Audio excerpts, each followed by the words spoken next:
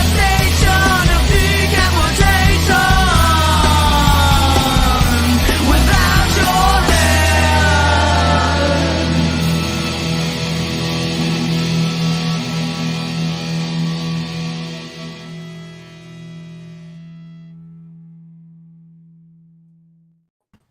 And we're live here at the station of decapitation without your head. I'm Nasty Neil. And I am Annabelle Lecter.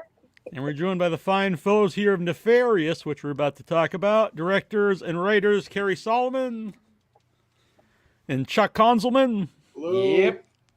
And the star Nefarious himself, Sean Patrick Flanery. Because you really do steal the show. Just to throw it out there. No shade at anybody else, but yeah. I appreciate it. Thank you, man. You're welcome. So before we really get into the movie, could one of you or a couple of you guys give, for people not familiar yet, an idea of what Nefarious is? Sure. The story is about, it concerns a condemned serial killer on the day scheduled for his execution, which is played by Sean. And his previous prison psychiatrist has just committed suicide, calling all the psychiatrist's recent findings into question. So the court appoints another psychiatrist to do a last-minute psychological evaluation because the state will not execute you unless you're sane. If you're insane, they won't put you to death. So this shrink walks in. The warden warns him on the way in, if you listen to this guy, he's going to get inside your head. You're going to be so twisted around, you're going to think you're the killer, not him, by the time he's done with you. And when the shrink comes to meet, the shrink dismisses that, but when he comes to meet Sean's character, he finds out that this character, his name is Edward Wayne Brady, but he calls himself Nefarious. He claims he's a demon, seems to know everything about the psychiatrist's past and his psychological makeup. And he says, you've got this all wrong. I'm not faking this to keep from being executed. I want to be executed. I'm a demon in full possession of this human being. It's time for him to go to hell. And then he goes about trying to convince the psychiatrist that he is in fact a demon. And he says, look, I know that you don't believe anything I'm telling you, but I promise you before our time together is over, you will commit 3 murders of your own. And that's a great setup for the movie. And I saw that you all 3 worked together previously. So when you were putting the script together, did you have Sean in mind for the role? Yeah. Look, let me tell you, you work with Sean once. That's where you want to go every time. Yeah. Number one. And I will tell you that the movie we did called The Insatiable, as far as a horror movie goes, very cool, very slick little black comedy horror movie. I will tell you, it's the most underrated movie I've ever seen. Sean killed this movie, $250,000 budget, and I defy anyone to say that it wasn't a cool movie. You guys should check it out. If you want to hoot, it's about basically a guy who's kind of geeky, which was a stretch for Sean, but he sees a vampire chick kill a guy, and he decides the best possible thing he could do is build a cage in his basement, trap her in there, and make her fall in love with him, that he's going to change her. And he's going to change her. Seems like a good plan to me, yeah. An excellent premise for Yeah, I'm telling you, it was really, really great. It was really amazing. And Michael Biehn flew on his own dime from England because he wanted to play this little bit role of a guy in a wheelchair who's sort of his vampire hunting mentor, and he pieces together that Sean is keeping his chick alive. And he's like, you're out of your mind. You've got to kill her.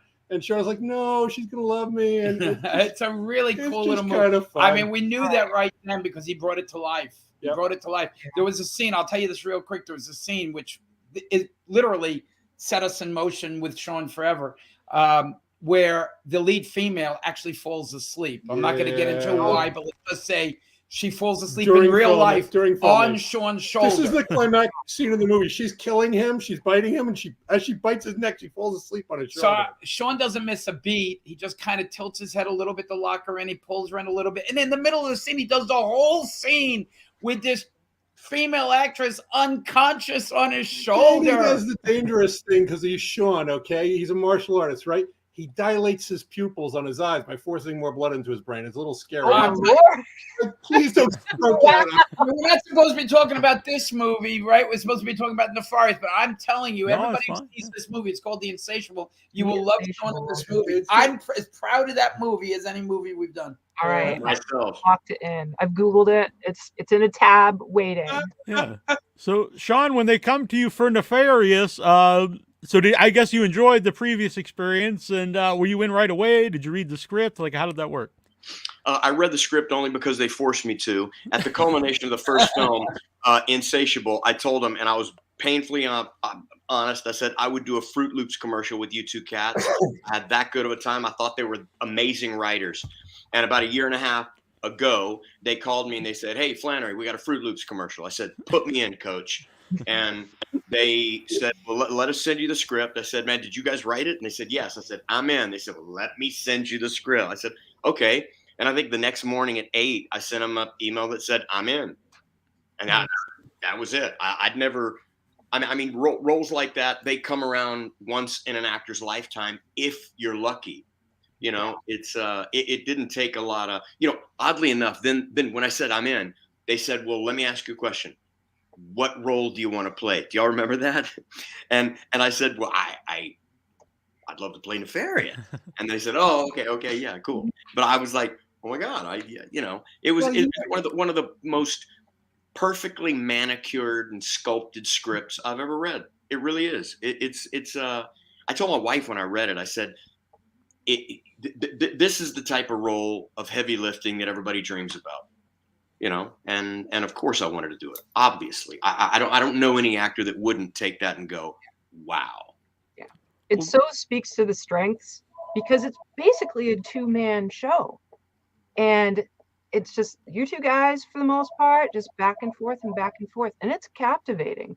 And to hold attention that whole time with really, there's not a lot of places you're at, right? You're in a room and 2 guys just going back and forth, and it is captivating is the word I would use for it. It's amazing. I appreciate it. Absolutely. Outside of you 3 guys, was that a hard sell to get the movie made, because it is a lot of it's a dialogue driven movie, to get that theatrically released? We had a fan in terms of one of the chairman emeritus of one of the big 3 theater chains looked at it privately, and he watched it and he said, "I think you've got a dark heavy masterpiece here." And he was our champion. And so as a little indie, once he decided he was showing it, then the other chains decided that they were going to have envy, and once one goes, the rest of the dominoes fall. So that was good. We saw it at AMC in Boston, which our AMC in Boston's pretty good at showing a lot of movies that don't have a wide release. Yeah, we are very fortunate. So we were technically just shy of a wide. We were 960 or 70 theaters, and 1,000 is the technical definition of a wide release. Oh, they just dangle those There you go. Theaters. There. We also had 2 horror films come out on the same weekend. We had The Pope's Exorcist and Renfield move on to our weekend. Yeah, that's right. We saw we saw all 3 for it was a triple feature for us. So it was very varying movies, but yeah. So how about the choice for Sean when he's possessed, or at least maybe we think he's possessed, not to embellish his voice? Usually in a movie, someone they have a demonic voice or something, but it's all Sean. So was that always the way you had in mind, or was that a choice? Or? That's what you do to cover bad acting. We didn't have a problem on this particular Good point. Well, we wanted to make this real. In real life, I mean, it can happen in an exorcism where voices change, but it's usually in a high tense situation. I mean, I think it was more scary when it was just a normal voice, because then all of a sudden, is he a demon? Isn't he a demon? Once you go to the demon voice, straight off the bat, and eventually we get there, in the when he's getting executed and so on. So right at the end of that, but I think the choice to keep it real makes it chilling, because you're looking into the face of the devil. He changes persona and delivery, and it's still the same voice, and that to me is a lot more interesting than if you'd gone with the deep voice or the guttural or whatever else. I agree. Yeah, I agree. And Sean, as an actor, going from one to the other, because the one you're very menacing and have a lot of confidence, and then the other character is very meek and you feel bad for him. Without changing clothes, without changing wardrobe or having makeup, what is that like as an actor?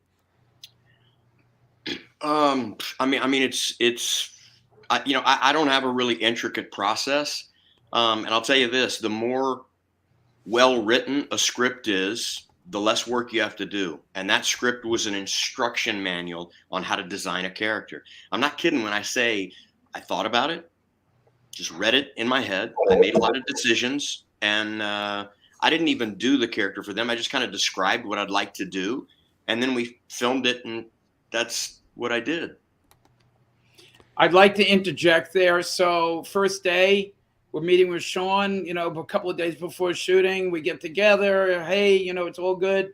And he tells us his take, and we say, well, we want a little, we think this, we think that. And he smiles at us, and he goes and does what he wants anyway.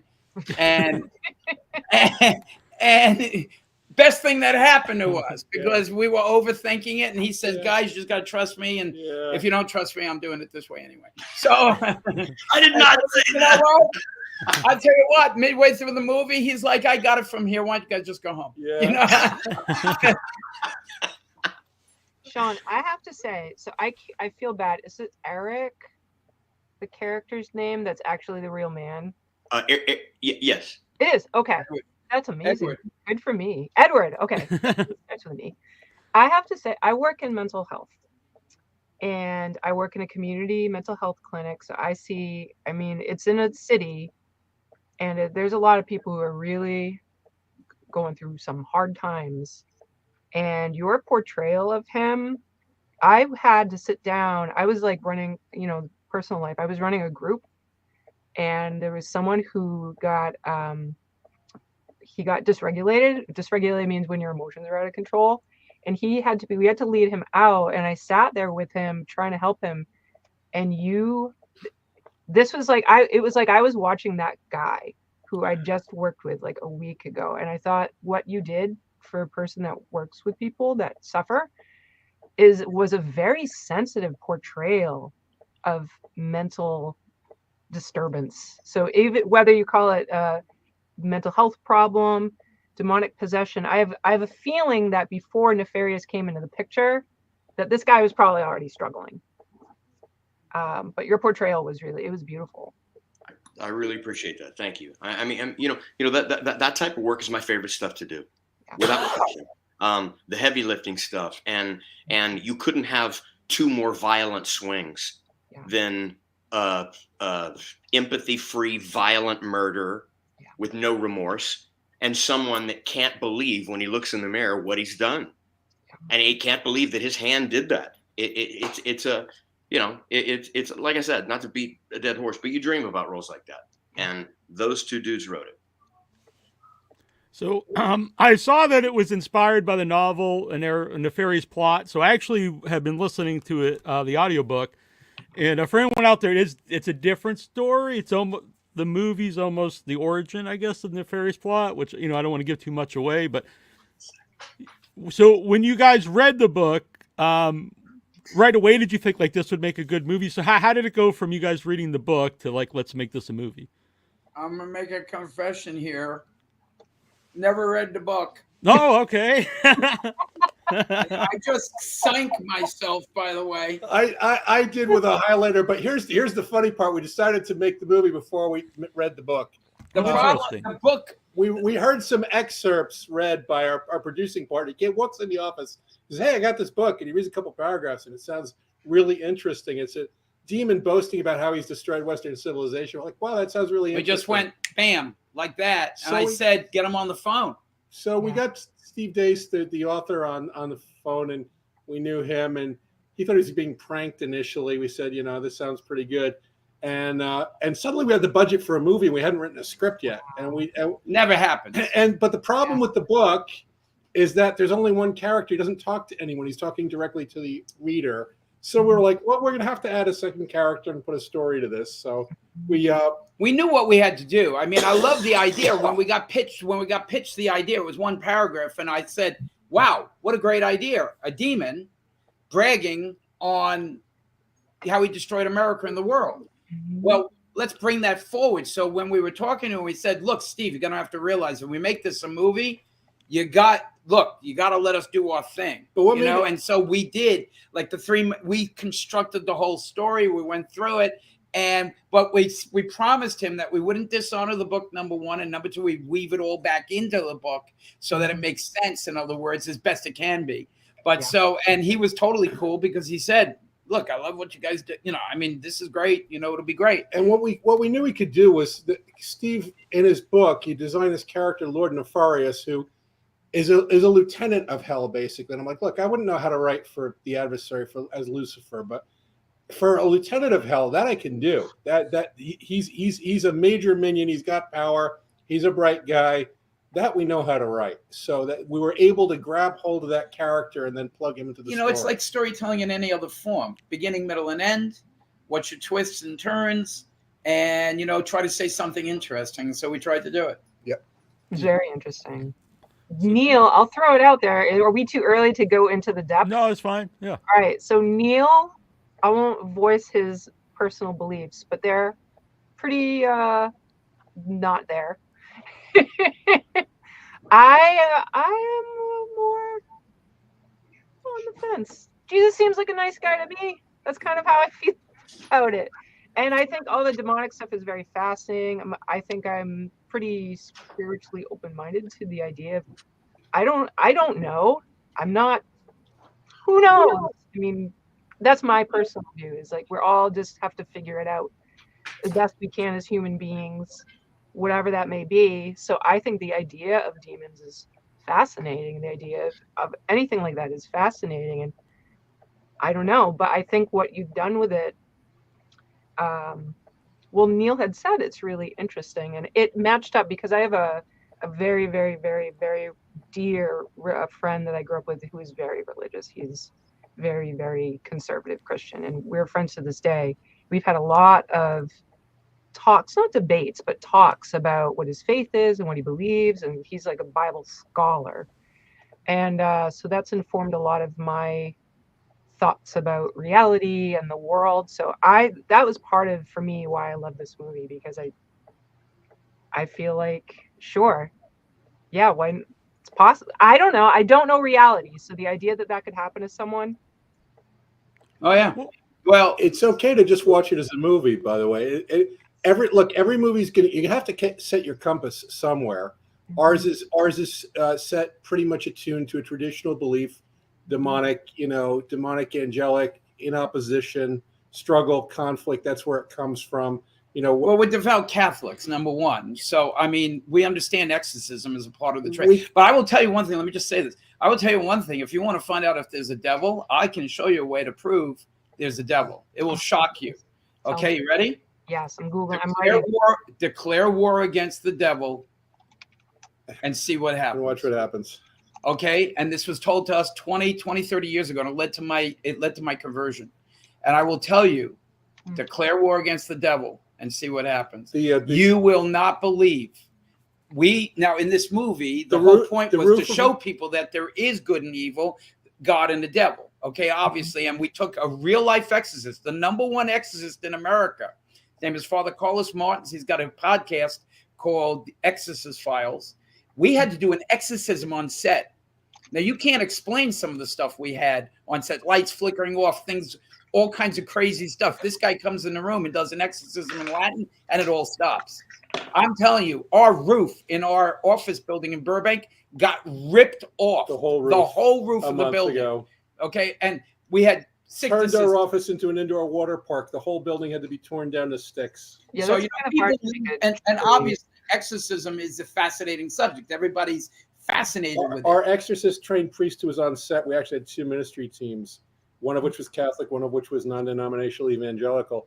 Mm-hmm. Our priest had an emergency appendectomy during shooting. His surgeon told him the appendix burst during removal, and the surgeon told him if you came here an hour later, you wouldn't be alive. I mean, we had all kinds of crazy stuff, but what I would say to you is look, evil from our point of view is real because you can feel it. You know it when you see it.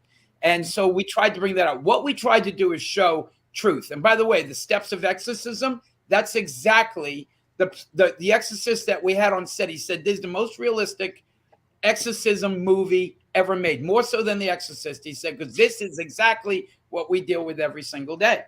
And so, look. What we tried to portray was an intelligence beyond human intelligence, grappling with the human intelligence. But even though it's been called a Christian film, we didn't set out to make a Christian film. When I read it, Neil Neil had said to me, because I said, this looks like an amazing movie. I very rarely watch trailers because I like to be surprised, but I saw it and I was like, this looks great. And he said, well, maybe a little Christian. I'm like, I don't care. It looks great. And we saw it and it was great. Yeah. Well, we happen to be believers who made a movie. We didn't go and make a Christian movie, but we chose a subject that tends to lend itself to good and evil, God and the devil. Well, I think all storytelling has, on the surface it's a story, and then underneath, it's always about something else, especially genre films or science fiction or fantasy or horror. But I do have a question for Sean around all this. As an actor, was yourself or anyone around you, any people I don't know, agents, whatever, did they tell you any concerns about being in a movie that would be considered a Christian movie? No, they didn't have to. Just like, I need an umbrella when I go outside if it rains. Otherwise you're going to get wet. It's not something that people embrace. But I would do it again in a heartbeat. My values are my values. I'm rooted pretty heavily into the ground. I don't deny my values. I don't deny the religious aspect of my life, my spirituality. I don't deny any of that. I have friends across the political spectrum. I have friends that are atheists. And oddly enough, here's a little interesting tidbit. I have friends who have selected me to be the godparent of their child. And at the same time, they've known me 25 years. And they said, man, if anything happens to me, I want him to raise my kid. 25 years later, they post on Facebook, if you this, then unfriend me. I've known you for 25 years. You know every decision I've made. We've been to dinner parties. We laugh at the same jokes. You adore my kids. You ask me how that happened, and you love the result, but with a label, you would claim to hate the recipe. Well, that recipe is how my kids got the way they ended up. And you may claim to not like that recipe, but you certainly love that result. It's very well said. Yeah, I agree 100%. I mean, I watch a movie. I'm not a man of faith, not a believer, and it really worked for me. And I like the portrayal of the evil in the movie because it's really playing on the other character's guilt, and I think that would work whether the guilt in whoever's mind is warranted or not. It's the evil's playing on his guilt. I'd like to just add, it's kind of funny how. You can play a character, say, that's a believer, and people get mad at you. Having said that, I can play a character in Boondock Saints that executes 35 people. Like, I murder 35 people, and that's somehow okay. People go, well, I can't really get into that because I don't believe in God. You love Chucky. It's a doll. And for the life of me, that logic escapes me. It completely escapes me. Having said that, I greatly apologize, but because it said Pacific Standard, I was planning on 8. I have to start my jiu-jitsu class. I will leave this going, and if I can go and start it, and if one of my brown belts is there, he can take over. I'll jump right back in. Nice, awesome. I showed you guys it said Pacific, which would be 8 o'clock my time. So I'm so sorry. I'm so sorry. No. Cary, I love you guys. I'm gonna pop back in here as soon as I can. All right. Okay, Thank you, man. See you back. Yeah.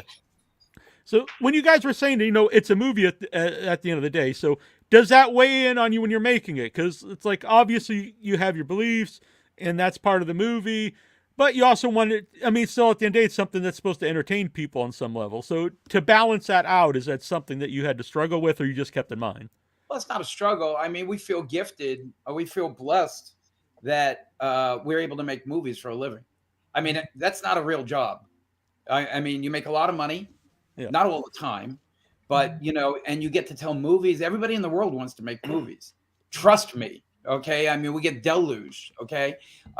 So to do this and then to take on a subject like this that we believe is a problem in the world. The occult is everywhere now. And we believe on our side that it's a real serious problem. People are having serious problems. 4 out of 10 Americans now believe that in some way they're demonically infested or obsessed in some way or oppressed. That's pretty staggering, especially when, like, from our perspective, when you're making a movie about something like, you want to make it realistic, so we made a realistic movie. We told a great story, in my opinion. I'm trying to be humble at the same time. No, I totally agree with you, honestly. We love the movie, obviously, but you have to love it, because until you make this kind of thing, directing, writing, and producing, by the way, is a beast. I mean, it's a freaking beast. It's like pushing that ball, the stone, the story about the guy pushing the stone. Yeah, Sisyphus, I think. Over you. Every morning you get on set, you are pushing that. It's unbelievable. But it's a little like Groundhog Day too, because basically every morning you're having the same breakfast burrito or whatever it is. You don't want to make a decision. You do the same thing every day. And here's one of the untold secrets about direct. When you're directing, especially, there's a lot of decisions you don't get to make. You don't get to decide when you're getting up tomorrow. You don't get to decide what you're having for lunch. You don't get to decide what scene you're shooting tomorrow. None of that.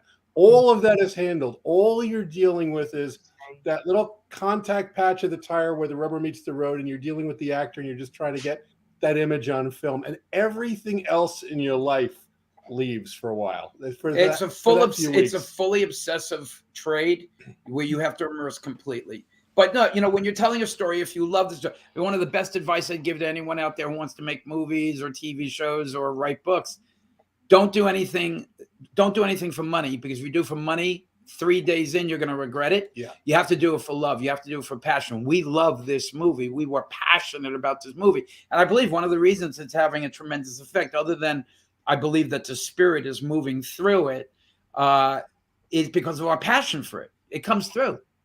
Sean, and find a good actor. You can tell Sean was passionate about it. Oh yeah. I mean, and from him, we're putting him for Academy Award for him. Sean has got the best skill set of any actor I've ever been near, and just technically, I'll tell a weird anecdote. So he's sitting across from his scene partner Jordan, and our director of photography calls for a measurement so they can control the focus, and it's how far it is from Sean's face to the tip of the other actor's nose. Sean looks across the table. He says 9'5". They measure it out. It's 9'6". The director of photography then says, "Well, okay, smarty pants, what's my exposure?" Sean looks up at the lights overhead. He squints. He says 5'6". He says 5'6". So Sean most of you people watching probably don't know what that means. But in other words, it's an expertise that the average actor doesn't have. Everybody's job on set. Yeah. It's just one of those things, and it's great. But he was passionate about it. We were passionate about it, so it makes it easier. Yeah. He seems like a guy that goes into things like all the way. Yeah. Like as far as his martial arts, he's like not a halfway kind of guy. Sean's no nonsense. What I like about Sean, to be honest, by the way, I think he's the best actor we've ever worked with, certainly easily. But I think he's also the best actor in Hollywood. And yet he's not a big star because he was in Powder, and because Powder, he was all dressed in white. No one knew it was him. Nobody remembers. And it was an Academy Award performance, but it passed him by. So, but what I will say about Sean is that he comes to play. He comes to work. He shows up. He's committed. No diva.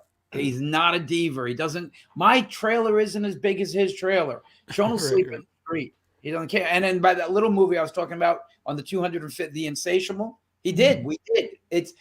He's just a different, there are guys who love what they do, and he's one of them. And 2 seconds after the camera's off, he's a normal person. Yeah. It's really nice. It's really nice to work with somebody like that. We're done with the shot. We go eat lunch. We hang out. We go do it again. Yeah. So, by the way, where can people see Insatiable?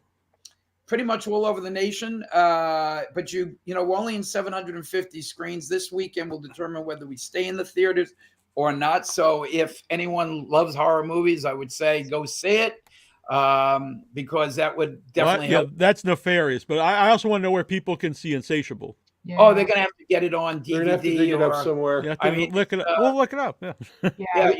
In the grand old Hollywood tradition, our distributor stole every nickel and buried the film. Oh well, I'm sorry to hear that. Yeah. Welcome to Hollywood. You'll find it somewhere. You'll find it somewhere out there. Welcome to Hollywood. But I do both of us recommend, all of us, I guess, recommend seeing Nefarious on the big screen. I think that's the best way to see a movie. And there was something interesting too, because so obviously there's a lot of your beliefs that I think people would expect from from religious people, like about abortion, and so anyway, the guys, Nefarious brings up the idea that there's going to be 3 murders placed. That's in the trailer, so I'm not giving that away. Yeah. And so 2 of them, I think, get assisted suicide and abortion. And the third one, though, I think is something that I was just wondering for you guys how you feel about that. The idea of the death penalty is because that's kind of brings up the question: is that considered murder? And I thought that was an interesting part of the movie. We left that open, but what happens is in there, and a little bit of a spoiler alert, but the psychiatrist has a personal grudge by that point against the demon. Okay, so, he's doing something that he knows he believes is wrong personally at that point, and and that's why he's doing that's where his culpability stems from. We've been asked this question before. We never intended to say we're taking a position to the right or the left, to pro or anti. It was a story point that needed to happen. I like that you don't. I think it's an interesting part of the movie. I think, it leaves it up. I think anything should be left up, to the people watching. And it spins us into the last part of the movie to set up for the sequel and all of that stuff. But the other thing is, by the way, look, the third murder in this movie, however, was when basically James signs the document. He knows this guy is innocent, and he signs the document because of what happened. And that's why Sean says that's 3, James, right there. So we want to show the human condition. A lot of times we don't realize some of the things we do. And we look back maybe 10 years later and say, you know what? Now that I think about it, that may not have been a good thing for me to do. So that was the reason we did it. Now, as far as the death penalty goes, I will say this. I used to be pro death penalty, but then I did some research and we were going to do a movie on it. I think if you're going to kill somebody, the electric chair is a horrible way to die. These needles, they inject 3, 4, 5. Just shoot them. Firing squad or hanging is the fastest way to do it. If you're going to do it, it's got to be merciful. You don't just make them suffer for 8 hours. I mean, my goodness. I mean, you can't tell me in a world where we kill people like this, you can't figure it out. It's serious. It is a little weird. So I would think that we need to have mercy. But, it's one of those questions that you go back and forth on, Yeah, there was not meant to be a decision either way. And that, quite frankly, I think it meshes up with where we're a little conflicted about the whole darn thing. Yeah. So I think it leaves it as an open question. But I think it's good for people to talk about. Yeah, 100%. I think the movie itself is good for people to talk about. As soon as it was over, I felt like it was something I would like to talk about. And you just said the idea of being in here, right? Yeah, exactly. Just mentioning the idea of conflicted. I'm so glad you mentioned that, because I feel like culturally, maybe this is just how it's been for humans, is that there's a real push to be one thing or the other.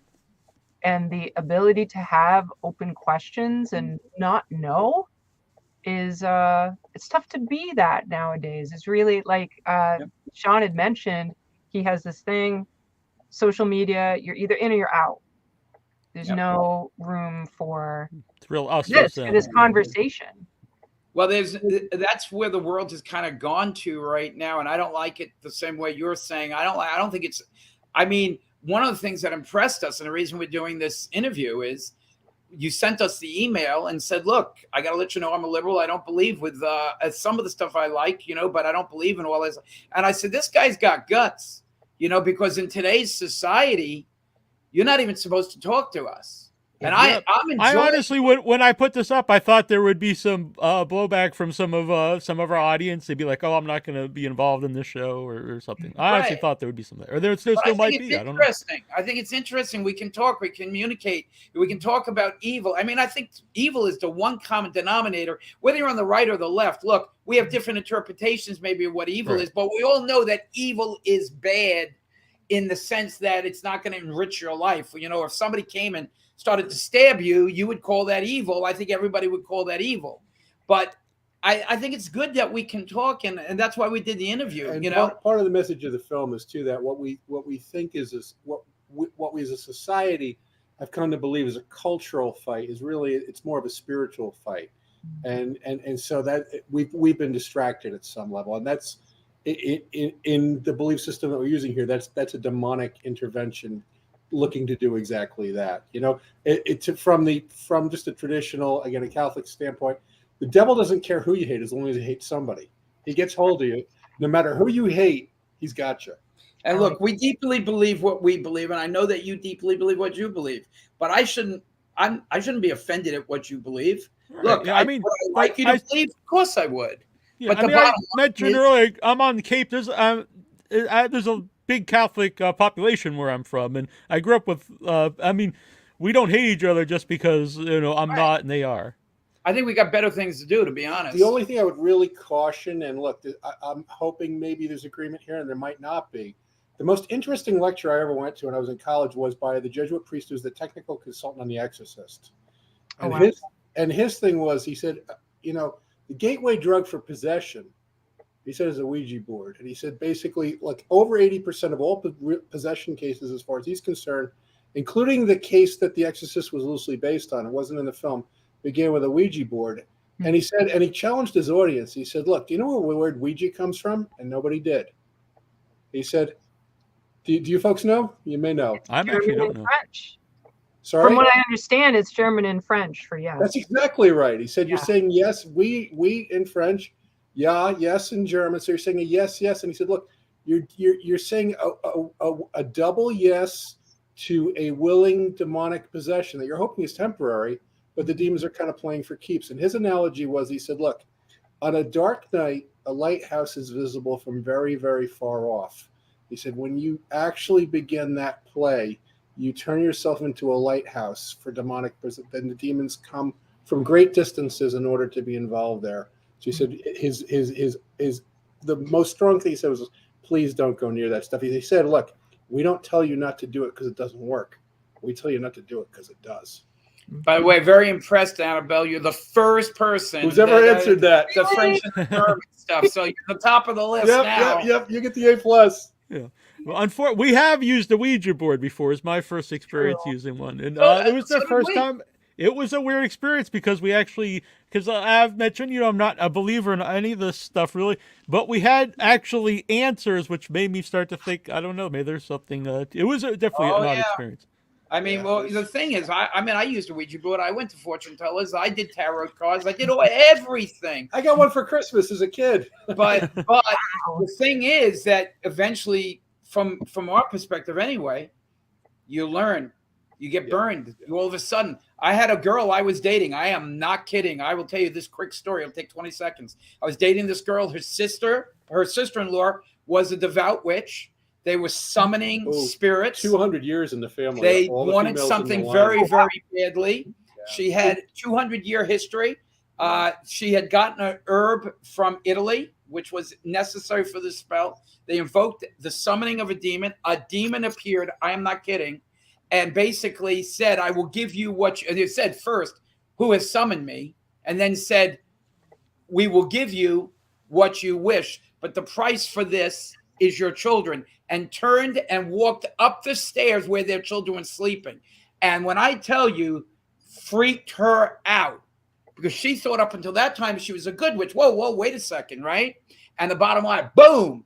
And now all of a sudden she's trying to undo this. They left the house. They never sold the house. They moved out of the house that weekend before it was sold. They never went back. The girl I was dating had black hair and it went white. I mean, it's just... I'm over exaggerating on that, but I mean, she was freaked out, right? It was that, and she actually, I mean, part of this is crazy, but she was still, the woman who was a witch was afraid to burn her book. She said, it's just too much. She sealed it in wax and they buried it. But that was. I mean, so how do you explain that stuff? I mean, I think on both sides, by the way, the things are unexplainable. Yeah. Miraculous healings. How do you explain it? Well, the prison where we shot, the chief of the guards had been there for 45 years. Oh, that's a trip. So this place at one time when it was an open yard prison was the most violent prison and had the most murders per capita in the United States. Wow. And he told us about some of the weird stuff. So one of the things is that they have a cell house, used to house about 300 guys. They shut it down. It's been out of business for 50 years. It's empty for the last 30 years or whatever. But they sometimes forget when they break in a new guard, they sometimes forget to give them the heads up. So they'll be doing the rounds after midnight and there'll be a light on down the hallway. and the sound of a shower running, and the guy will be like, "Hey, in what's one that?" of the cells in the dark, a light is on and a shower is running. There hasn't been electricity or water in that place for 50 years. But now the problem is if the guy notices that they have an incident and they have to go down there. This should be on a reality show, So one of those ghost hunter So they shows. really try to remember when they're breaking in a new guard to tell them about the things that they're not supposed to see. Mr. Flanery is back. Hello, sir. Sean, Glad so to come back. we're talking about the prison itself. What was your experience like being in the prison? Mine? Yeah. I mean, it's maybe I'm a little different. It's a movie set, but there is a part of the reality there. You know the history, you know things that have been done in there. It is a little disconcerting, just the ominous, appearance, the razor wire, and at one point, right inside with what I think they normally call the shoe, we had our trailers and craft service table, and you have trustees walking by, seeing free food and Snickers and you're like, they're not mine, brother. It's just it definitely lends itself to an odd feeling. There's a movie.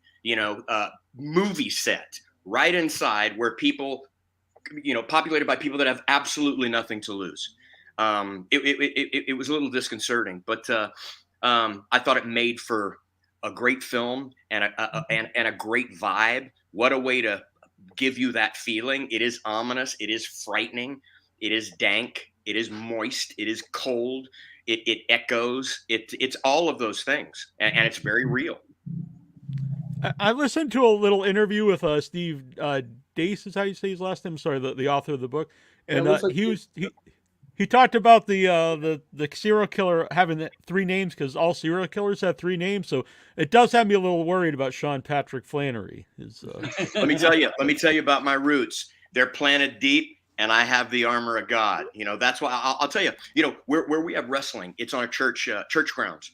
And Father Morty came out and he said, "Hey, could I speak to you? Could I give you my phone number?" This was 2 days ago. I said, "Absolutely, yeah." I gave him my phone number. The next morning he calls me, he goes, "I just want to talk to you about your new film. I have done 2 exorcisms before, so I have experience with this, and I just know that, I heard about Heath Ledger, and he did a film, and he couldn't really get rid of it, and and he talked to me about that, and I said, brother, I'll always take." Prayers in my direction. And I understand even fake dancing, that line can be interpreted. And sometimes it may welcome, but that's the reason I study martial arts, because I don't want my safety to rely on hope. Well, for the same reason that I can go and do a movie of this without thinking, well, what if, I have the armor of God. I was born in Lake Charles, Louisiana. I grew up. I went to St. Mark's Episcopal. I went to University of St. Thomas, a Catholic university. I don't think I've hardly had a meal without saying grace before it. I don't think my head's ever found a pillow without talking to God and showing my gratitude, my appreciation, my hopes, my dreams, my thoughts, my thanks, all of that. So if my belief is sound, then I should be able to walk down that corridor. I should be able to tell this story that I think a lot of people need to hear with the full knowledge that I have that protection. And that's just me. And I understand that may sound, kind of nonsensical to some other people, but I'll tell you another thing. For me, when people say well, I don't really have a reason to believe. For me, I believe because I can't explain any of this. Honestly, an auto-focusing, self-moisturizing eye coming into existence is about as likely as the assemblage of a 747 from a tornado whirling through a junkyard. To me, there's no other way I can explain it. I also do want to bring up Jordan Belfi, your co-star in the movie. And so you worked formerly previously with Sean. How did you guys get Jordan involved? Did you know him from somewhere else? And what was Sean? Did you guys have chemistry right away? Man, I got to tell you, I've never met Jordan. I'd never seen anything he'd ever done. When they brought his name up, I did all my due diligence. I Googled, I watched every piece of footage. And when he came on set, I wouldn't want to sit across the table from anybody else. That dude crushed it. He showed me, not only artistically, but I'll tell you, in the current era of actors, even learning lines sometimes is an issue. Jordan showed up And Chuck and Cary will tell you, we lost a handful of days, and they said, guys, to make our day, if you want to go home for Christmas, which I said, absolutely. I have a trampoline to assemble for my boys. I got to go on Christmas Eve to Ace Hardware to get my wife a robe, because we get a robe every year. I have to. So I said, okay. They got, well, we got to do 17 pages on the first day. I said, I'm down. And I said, Jordan, are you down? He goes, yeah, I can do that. And I thought, Jordan showed up and slayed it. They turned on the camera. We shot the entire scene, 17 pages. And we moved the camera and we did it again. And then we moved the camera and we did it again. I'm not blowing smoke, because I'm a pretty real dude. If I didn't feel that way, I may not be as angry as I am inside, but I probably wouldn't flower it like this. That dude is the real deal, man. He is the real deal. He's professional. He's artistic, and he's a sound actor, man. I loved every moment of bouncing back and forth with him. I really did. Also, guys, I got to head right back out. But no problem. But thank you for coming back. Yeah. Sorry, I'm wringing wet. I apologize. I do have another thing. I'm coming right back. Yeah. I will tell you that Sean gave us a list of people that he wanted us to try and get, and we did. Couldn't get them. And so I found Jordan on the last day, literally. And we believe it was a God after thing. Watching a whole bunch of bad reels. And, there were a lot of bad actors. And finally, this guy pops up on my screen somehow. I'm like, this is weird, and again, we look at that as not just coincidence. So how does it get on my screen? And he looked the part. And I'm thinking to myself, he looks smart. He's a good looking dude. We dress him right. He'll look like a psychiatrist. He looks kind of like a psychiatrist from our point of view, or from society's point of view, right? Mm-hmm. Now I just need to see if he can act. Then you look to see if he can act, yeah. And so we got him. And I saw his reel and I said, I think he can do it. And I felt something inside of me saying, this is your guy. Yeah. So now I got to sell it to Sean. And so, because this is the dynamic. But they went, boom, like that. And Sean would put up with probably any production difficulty you could throw at him. In our first movie, we had him eating Cheetos in the rain. Okay? It was crazy. For meal break. Good. But not in the rain. And by the way, Sean gives as good as he gets. Let me tell you one thing real quick. What he didn't tell you in that story is that he wanted to be home for Christmas. We ran late anyway after they did 17 pages. And by the way, for your viewers or your people that are listening, you don't shoot 17 pages in a row. Sean's dyslexic. Wow. I want you to understand. How do you read a script if you're dyslexic? Yeah. I think his wife reads him the pages and he memorizes. He reads, but slow, and he memorizes everything. Everything is committed to memory. But listen to this real quick. You get a kick out of this. You'll know a little bit about Sean. So we're having fun. We're running late. It's the last day before, it's like the 23rd of December, and he's got to go home. Yeah. His wife has said, if you're not home, that's it. It's 6 o'clock at night. We've been working all day. And his two young boys are like 6 or 7 and 9 or 10, right? And so he says he's on the phone, and I said, Sean, we just need 4 more hours. I feel bad because we can't fly back. We're out of money, and he's like, I get it. Not a problem. And I'm figuring, okay, this is good. He's going to do it. He's like, pop, pop, pop, pop, pop on his cell phone. And he hands me his cell phone. He says, if you can convince my wife and my boys, I'll stay. And he does it. Bam. They're already on the line. And I see these 2 young kids. You're about to find out why I'm in business with this dude over here. I see these 2 young kids. Daddy, we're so excited you're coming home. And I'm thinking, So I said, well, he says, and he's just got a big smile. He he's put me in the dung, right? Yeah, this is. So I just said to the kid, it just came to me out of nowhere. And I said, hey, boys, listen, your dad's great. And he's so excited. He can't wait to get home. But I had a conversation with him, and I called Santa Claus. And I said to Santa Claus, these 2 boys are the best boys in the world. And he promised me that if you could let your dad stay here for 4 or 5 more hours, that he would bring you something extra special. And they were like, yay, stay as long as you want, we already Daddy. knew there was a trampoline in the mix. And Sean, a lot of people would be pissed. Sean nods with respect. Like, okay, you got me. So he says, I talked to my wife as well. When his wife got on, different. And I'm like, no Santa Claus. Mommy. Right? True story, but that's Sean. That's Sean in a nutshell. It's great. So I know it's a horror podcast. I'm neither of us are big sticklers for genre. people will argue over what's really horror or thriller and all these things. But what genre do you consider Nefarious? I think it's a couple of different genres, really. I think it's a thriller. I think it's it's a psychological thriller with heavy horror. It might be a supernatural thriller. It might be supernatural psychological thriller. And I do think there's a horror aspect to it, because I think if you look in the face of the devil, that would be horror. I mean, it's demonic. We definitely talk about demons. But I don't think it, like, if I was saying a 1 to 10, it's not a 10 as far as horror goes, right? Yeah. I mean, you don't have a lot of what you get in normal horror movies. But I think I will say, in our defense, I think it's the most original movie that I've seen in a long time. Well, if you want to find out, look, like Father Carlos Martin said, he's a practicing exorcist. This is his trade. He said, look, this is the most realistic portrayal of the demonic I've ever seen. This is what I face every day. And he said, basically, what's different about this is that, he said, this is what the demon does. He presents you with an intellectual conundrum where you're damned if you do, damned if you don't. And that's what this whole movie is about. The demon keeps trying to paint the psychiatrist into a corner where he cannot win. And it's about watching that struggle unfold.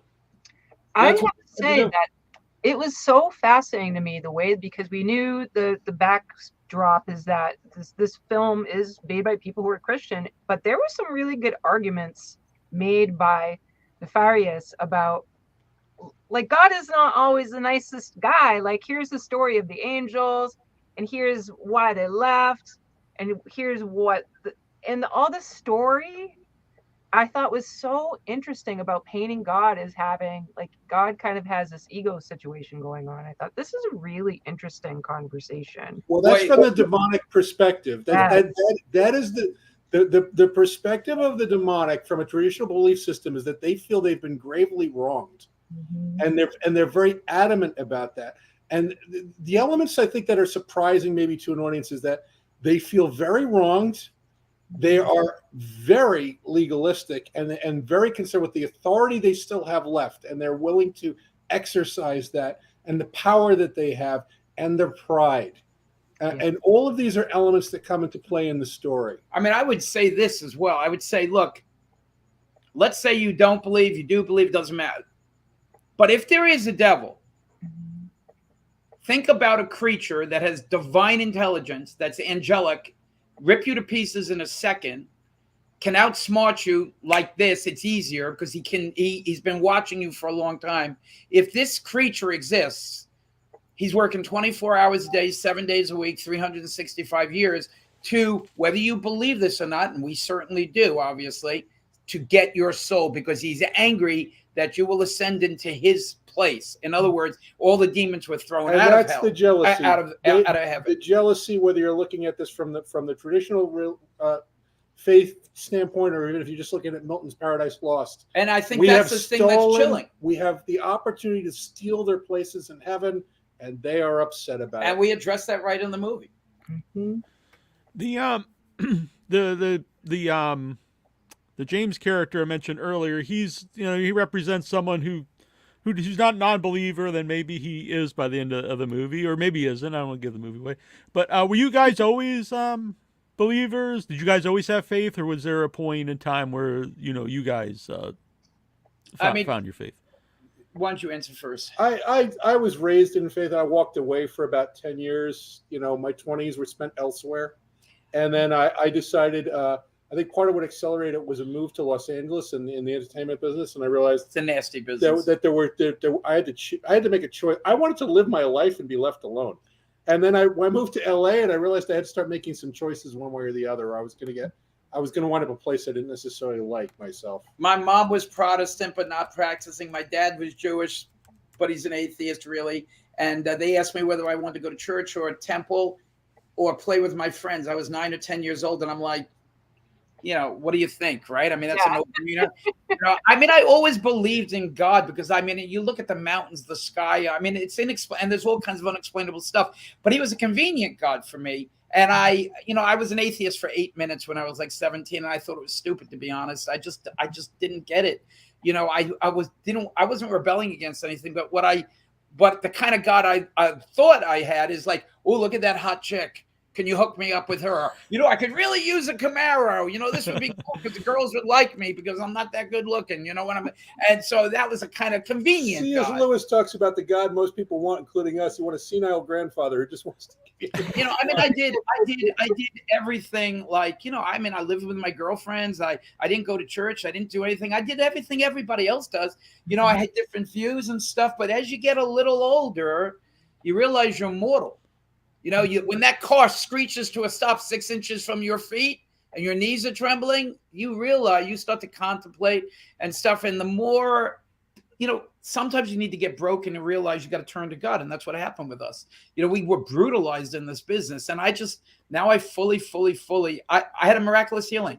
Now, if somebody could explain to me how I was supposed to go to the hospital and have surgery on all these things that were wrong, and I went into a church and this 90-year-old woman is prays over me for 20 seconds and says to me, "Isn't it wonderful?" I mean, she had blue hair. He'd already had she's like, his pre-surgical consult had already taken place. And all of a sudden she says to me, "Isn't it wonderful? Jesus has healed you." And I'm like, "Would you excuse me for a second?" And I fell on my knees because I don't like the idea of somebody taking parts out of my body. Okay. And I'm thinking to myself, Lord, if you, I will believe, I thank you. Unbelievable. But if this is not real, please protect me from this crazy old woman, right? She's out of her mind. I was totally healed. Explain that to me. Somebody explain that to me. Well, it's in your mind. No, it's not. I got the x-rays. Bam, bam. You can't tell me otherwise. So yeah, you know, you get things like that. God, especially when you start to look for him, he'll find you. You'll find him. You just have to want to. Same thing with the devil. If you want the devil, he's right there. Horoscopes, fortune tellers, tarot cards, everything is there. And that's what we want to do in the movie. It's good and evil, God and the devil. And that's the eternal struggle. This is the struggle. By the way, culture war, there's no such thing as a culture war. It's good versus evil. That's what it's about. It's just a matter of whether people believe this or that and which side they fall on. So that's the reason. Look, we didn't want to go out and make a Christian movie. We wanted to make a movie on evil and how it will destroy you. We've always been obsessed with good and evil. You know, we're back in the mainstream days. It didn't get made, but we did a thing called The Inferno for Warner Brothers. It was The Dirty Dozen Goes to Hell or Armageddon Face Downward. So it was all about, you know, it's the eternal struggle has always been, you know, all filmmakers really only make movies about one thing. And for us, it's always the fight between good and evil. I mean, I got to, just to finish your question, by the way, whether we always believe. No, I mean, not really. You know, I mean, you can say you believe, but if you go do all this crazy stuff, you don't believe. And just, you know, and trust me, I mean, we were both. The hard part is after sort of coming to a belief, trying to conform your life to that. That's belief. the hard part. That's the tough part. Because let's face it, a lot of this stuff is fun, right? I mean, this is a very silly analogy, but I've been trying to cut back on milk because of the whole thing with the cows in them. But I really like cheese. So this is like sort of like a mini analogy for I really like cheese. So maybe I'll just drink some almond milk sometimes. And so I'm seeing that as like a little baby parallel for what you're talking about. Yeah, it's tough. It's hard. It's tough. Everybody deals with it. Everybody deals with it. So what's the feedback been like for the movie? Unbelievable. Absolutely incredible. The thing that's amazing is that everyone who sees it seems to like, regardless of what their background is, regardless of what their beliefs, everybody, and the other thing is that they can't stop thinking about it.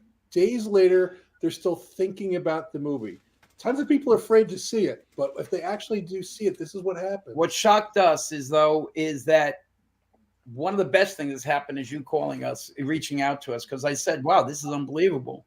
And then we had other people. And by the way, I'm not kidding. I can read you the email if you want me to read it. We have people in the theaters. I'll tell you about this one guy. When they're talking about the scene and Sean talks about the carpenter, there is a guy who started to growl at the screen, and he was freaking out, and his wife starts slapping him to tell him to be quiet because he was embarrassing her. He can't stop. He's literally insane. And this is a normal looking dude. And he vomits on himself and all over the place, shakes and convulses and basically passes out. He wakes up. He's all messed up. Doesn't remember anything about it. Memory of it. but he knows something changed in him. Now, what was that? Now, I know people can say, well, that was a coincidence. He probably had bad shrimp. Really? I don't think so. But the bottom line is that we've had all kinds of reactions, especially, and I'm surprised, from the secular world. Now, there are always haters on both sides, and stuff like that. It's a Christian film, and these guys are Christian. They did Unplanned. They believe in, in pro-life. Yeah. Okay, what does that have to do with this film? I'm making movies. By the way, if you don't want to go see my movie, don't go see my movie. I get it, but what I think is the thing of the magic of this movie is its truth. I think we tapped into something here, and I think people are feeling that, and they're saying there is evil in the world. I got to say, if people go out the front door right now, does it feel the same? I don't think so. There's something wrong. There's something in the air. You can feel it. You can feel that there's something terribly wrong in the world at this moment. And I think that that's why we're tapping into that. People are saying, I don't understand what's going wrong, but there's something wrong. And I think evil, it's one of those things that we tried to reveal. And I think that's what people are tapping into. They're finding the truth. They're saying it's an interview with the devil. Like, Tom Cruise with Interview with the Vampire is an interview with the devil. Interview with the demon. Yep. This is something I brought up for years on the show, so it's not just because you guys are on, but I've always felt anytime there's a priest in a movie, I think it's actually kind of cheap, because anytime there's a priest in the movie, they're always going to end up being either they're demonic or they're a sexual predator. They're never a good person. I mean, it's almost never. So how do you guys feel about the representation of Catholics and priests in film and TV? I mean, I agree with everything you're saying. I think it's inappropriate because, by the way, at the height of and by the way, I do not condone this. Trust me. Of course, this is terrible. The Catholic Church always gets attacked. And I believe that's the reason is because it's basically the biggest enemy of the devil. I mean, there are over 350,000 priests, and 1 or 2% of them were doing this pedophile, terrible stuff. You have the ratios of priests, but you have the same thing in school teachers. You have the same thing in all suffer about the sexual molestation rate for all three professions is about 3%. Right, and so what you have here is a human problem, not a priest problem. As a matter of fact, most of the priests I know now, I don't agree with every priest because there are progressive priests like we showed in the movie. I mean, we took the track that guy in the movie was not a good priest. That's why the demon wasn't intimidated. Completely ineffectual. In and out. He didn't spend a lot of time there. Like, I don't know, buddy. I would spend longer with him. Right. But, by the way, Sean did something amazing in that. There's an Easter egg in that scene. When the priest comes in, Sean is backed away from the table, and he's like, what are you doing here, priest, son of God, and so on. He took his hair. I noticed that. Right. I'm really impressed with you, Annabelle, because no one is getting this. You've got two things, Ouija board and the hair. But when the priest is a poser, the hair comes down. So his defense. The horns droop. So, but, I think it's terrible that priests and men of faith like that are depicted, because I will tell you, who does everyone call when they need an exorcist? And why? Now, I'm not saying every priest is good or every pastor is good or even every bad person is bad. I'm not saying that. Right. But I do think that it's the depiction that's kind of trite. And like you said, I really think it's a cheap. It's like a go-to thing. It's that's in a sillier thing. But Santa Claus, anytime in a movie, they're always like either like an alcoholic or some kind of evil guy in some way. That says more, I think, about Hollywood than it does about those professions. I think also Hollywood, like one of the things that used to bother us all the time is every bad guy has a cross. And it's Hollywood basically saying their agenda, basically, which is that they hate Christians, they hate Christianity. I get it. But, we fight the good fight. That's the way we look at it, and I know I'm a good person. Chuck knows he's a good person. We know, that we try to help people. We try and do all the right things. And are we perfect? No, we're not perfect. But the bottom line is that we try. I have a question about that, because I know, like my own family, my parents were both raised Catholic. Both my father was hit by nuns, and my mom was told very, very intense, scary stories. So they were like, no. we're done with this. There was no religion in my house at all. And so, but they were pretty nice people. They weren't out there doing terrible things. They were decent parents. And other people like Mr. Neil Jones, pretty nice guy. Myself, like I don't go to church. I'm kind of there. I'm kind of there. Like I said, I think Jesus is a nice guy. I like it. I think I'm just resist. But at any rate, what about the people who are out there? Like I literally work with the people who are prostitutes, substance users, people who are criminals, like ex-gang members. What happens to someone like myself, people who are out there doing really good work with other human beings, trying to elevate them to have a higher quality of life where they also then maybe will go out into the world and do positive things? I think that's saint. You're a saint. By the way, the Catholic Church considers, by the way, people that do that highly, highly favored by God. I mean, what you're doing, look, you may not have come to understand, let's say, the Lord and Jesus and all that, but you're doing what Jesus did. What did Jesus do? He worked with prostitutes, crazy people, demonically possessed Jesus people. I know wants all those prostitutes and all those drug abusers, and no matter how, he wants all of them in heaven. And within the most, the amazing thing is that within the worst criminal, the most deeply fallen human being, there is still the Imago Dei, the image of God, and God hopes that they will turn to him at some point.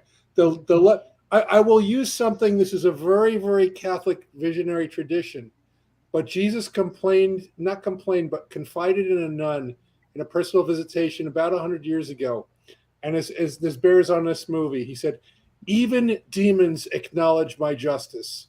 Who will acknowledge my mercy?" But I think, and it was his plea, and it was like, I so much want to forgive, and the world doesn't understand that. God will forgive the worst sinner. By the way, Mary Magdalene was a whore. She was infested by seven demons. And the bottom line is, and then she changed her life. Mother Teresa.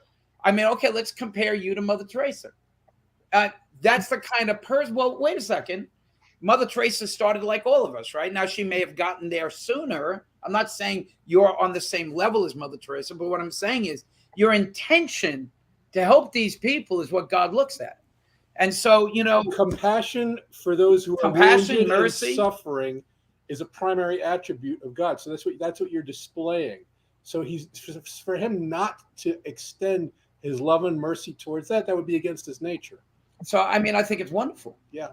So I was to, so like, somehow people in Hollywood are decent people. Like, we know filmmakers that are pretty good people, and they have like my parents have their own experiences that have whatever they may be, or maybe they just don't believe, but there are people out there for reasons that don't believe or are atheists. Right. So, like, I've had this, like I said earlier, I have this Christian friend I've known since junior high. We have these conversations. And so if everybody kind of has a reason to be the way they are from their experiences and whatnot, what makes a person, like, where is the line where it's like, God is like, too bad. If people have good intention. There is no line. There is no line, but what there has to be, I think, at some level, is acceptance. The guy we talked about, Father Carlos Martins, is the foremost exorcist in the country.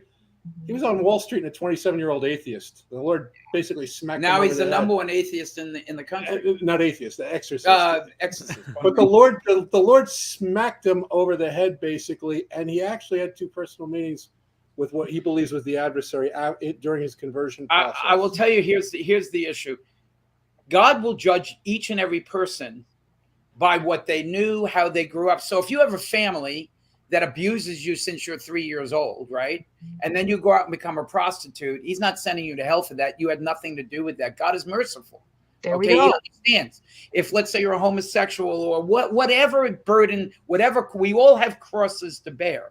God will, because he's merciful. And the problem is, you still have to be and understand, you have to understand that there is a God. Here's the thing. I was told this a long time ago. If you don't believe in God,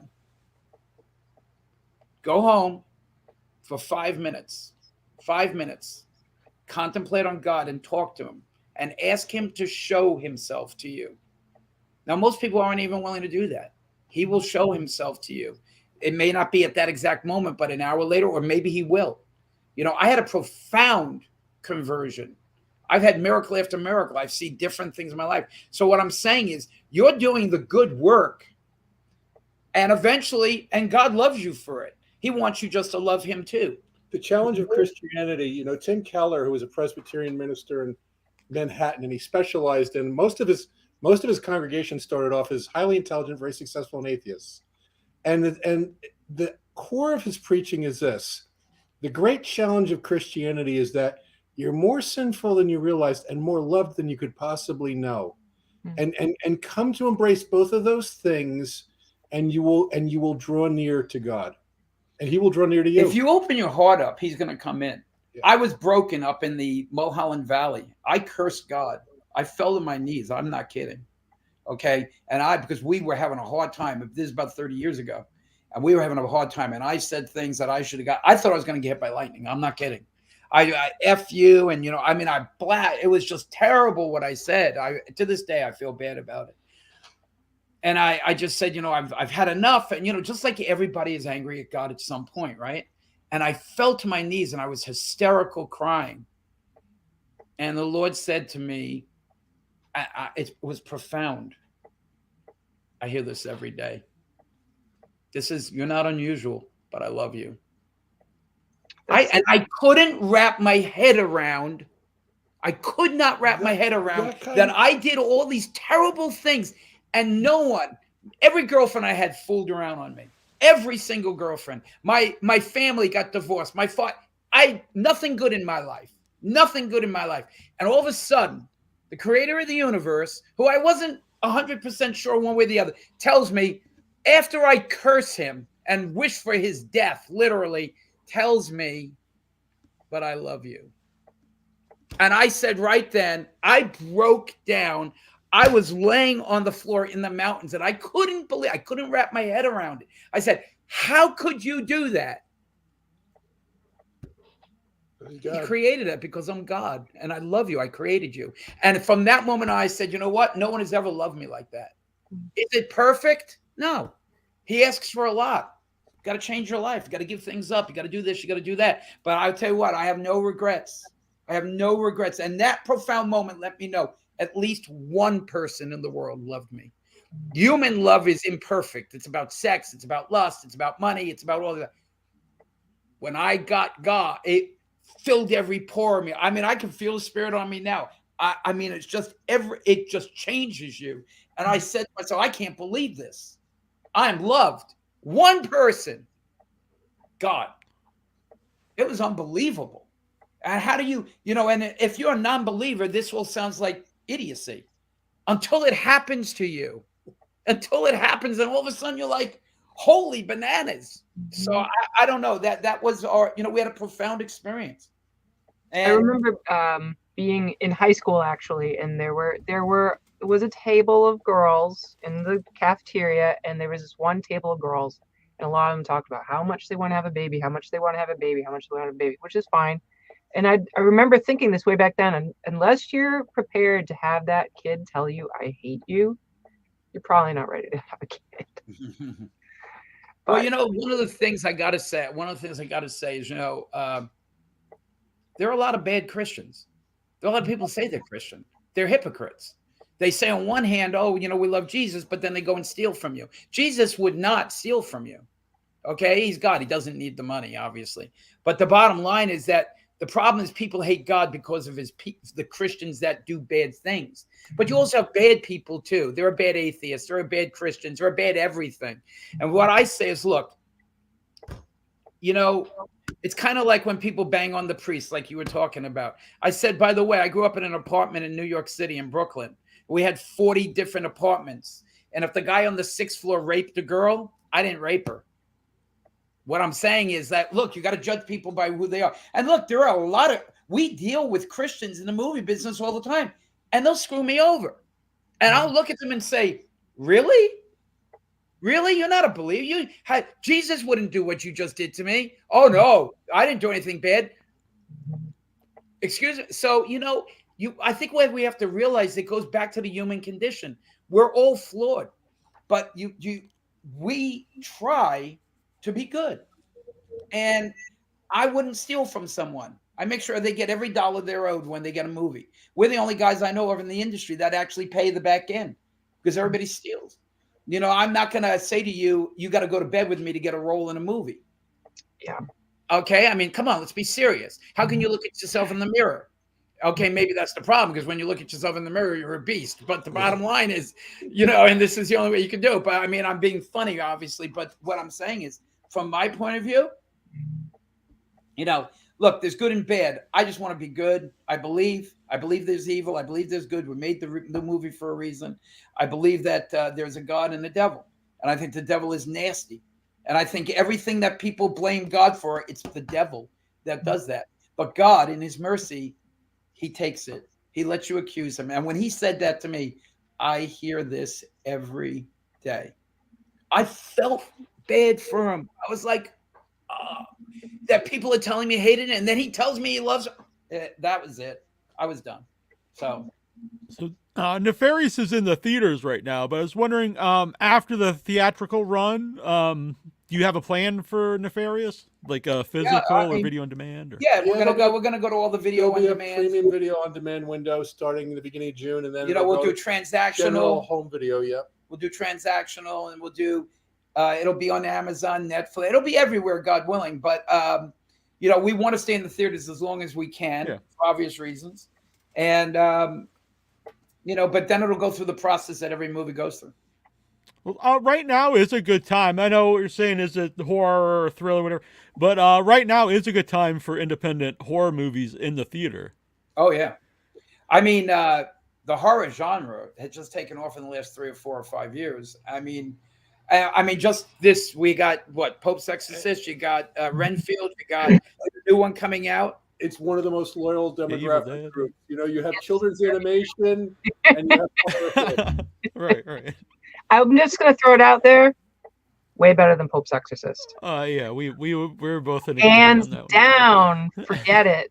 There's no comparison. We appreciate that. We didn't hear anything good about Pope's Exorcist. Yeah, I haven't seen it, but the problem is, this is the Hollywood problem. They get 3,000 screens because Sony says to the theaters, if you don't give us the screens, we won't give you Spider-Man. We're up against. So the theaters they cave. We're up against $75 million of horror film advertising over this. Well, it was funny. I saw someone on Facebook, and they actually deleted my reply, but they were like, "Oh, Pope's Exorcist, it's really good, and it only costs $18 million." And only $18 million, and they deleted my reply. But I just thought it was kind of a silly thing to say. It only costs $18 million. I was like, I think it costs a lot more than that. Probably when you put in, that's probably just his. Russell Crowe's right. The scuttlebutt was that he got some enormous sum that they're afraid of getting out. It's so large. Wow. An embarrassingly large amount of money that's not being publicly stated. Probably got $40 million. Wow. I don't know what it was, but I know it was a big pile of shekels on that one. And you did mention earlier possible sequels. Is that something that you thought about? Yeah, depending on how the movie does, which is why I want all your horror fans to basically go out and see it. But we're talking a prequel, a sequel, and a TV show. You want to know what we're thinking of doing? Yeah. The prequel is easy, but I can go through anywhere in time. I could do the French Revolution. I could do World War II. I could do anything in time, because Nefarious has been around since the beginning, right? The whole immortal thing is. So I can actually do something kind of cool idea. and interesting, and like the French Revolution. I can do Les Mis, if you remember the barricade and the revolution. I can do that and have Nefarious as the guy who starts, this and that. So we're playing with that. I could also do a prequel where the detective who's on the case trying to find him, we show his 6 or 10, I think it was 11 murders. And in other words, how he gets caught, and put in jail. That would be a prequel. The sequel, we set it up for a prequel, obviously. Miss Me, and that thing. The sequel, you mean? And I think the sequel, pardon me, yeah. Oh. And then as a TV show, if Steve Davis gets his way, we'll never be doing anything else other than Nefarious. And then as a TV show, I'd like to flip it into the TV show where Nefarious week to week or every 2 or 3 or 4 weeks, you know, we set up a situation where he's inhabited. For lack of a better term, touched by a demon. Yeah. You know, and then James is in pursuit of him, trying to save the people from him because no one believes, but make it gritty and real. I don't want to make it like, kumbaya, Not that a kind Hallmark Channel special. No, I don't think so. I don't think so. Yeah. Maybe we're getting ahead of ourselves, but would Sean Patrick Flanery be nefarious in these various settings, or? Well, Sean's still on camera, so if he's listening, we want you to be nefarious for the rest of your life. It would be hard. It would be hard shoes to fill, I think. If no, dude, the guy, he's unbelievable. He makes. And by the way, you guys, I'll tell you what. If we do a sequel, a prequel, a TV show, I invite both of you on us. We'll fly you down to the set, put you up in the hotel for a couple of days. You hang out on the set and see the magic happen. Yeah, We have this recorded, so we're gonna. So when you hear about it, the verbal contract here. Send me an email and remind me because I'm old and I've been around since the time of Moses, so I'll probably forget. But the bottom line is, I will tell you, Noah, you very much respect on this end for both of you. Yeah, thank you for Appreciate allowing it. us this And conversation, unusual. guys. Very unusual, very enlightening. We were allowed to say what we feel, obviously. I know, and hopefully you felt that you can say whatever you feel, and that you're people the same way. So. And we hope that everybody who watches this film has a really great time and a really great experience watching it. I will tell you what we get a lot. Everybody that makes movies, that's what we really want. We really want them to look at it and say, wow, that was a good story. That's all we want. That's what I always wanted when I went to the movies. I want to go to a movie. I want to get my money's worth. I'll tell you what we hear a lot of is people it's obviously comedic, but they basically say, I bought my popcorn and my Coke and my hot dog or my Twizzlers or whatever. I didn't eat them. I couldn't stop. I couldn't concentrate on eating my popcorn because I was riveted by the movie. So that's a good thing, I suppose. Yeah, definitely. Yeah, we had a great time, and we'll actually have a more in-depth review. We filmed one right after the movie, and that'll be on the website soon. We do a video series, Neil and Annabelle's Dinner and a Movie. We actually didn't have dinner while we reviewed it, but we did a review. Did not. We couldn't eat. No. It's been a real pleasure to talk with you guys. I love conversations like this, and the movie's amazing, so it was a treat for me to be able to have.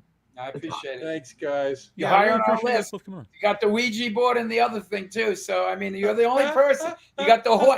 I can't believe more people don't see it. I To me, thought it was so cool. I thought there's no way that's just some kind of accident. Right, and I said to myself, Sean, dude, it's too over the top. They're gonna see it, and he's like, no, they won't. He was right. Just subtle enough. The right people see it. That's right. The website is whoisnefarious.com, and where else can they either follow you guys or the movie to see where it goes? They can look up our names, or the movie, by the way, is in Fandango. It's on, you can get it in any theater. You have to search for it a little bit because we're only on 750 screens. We're hoping that we actually go up from there, but anywhere they want, and just because, and I'm not trying, because we don't make any money on this, but as a horror fan, I suggest you check out Insatiable as well. Yeah, I'm definitely gonna. He did such crazy work. It's a black comedy, but it's a horror black comedy. It's a. And I'll tell you, this is Hollywood, how they mess things up. The cover on the DVD has got this big-breasted woman leaning forward, obviously trying to titillate everyone. Yeah. She wasn't in the movie. They tried to turn it into like a sex drama. Yeah, that happens a lot, from what I understand. Yeah. And the geniuses in Hollywood are like, okay, we'll get a chick with big bananas and let's roll. And I'm like, this has nothing to do with the movie.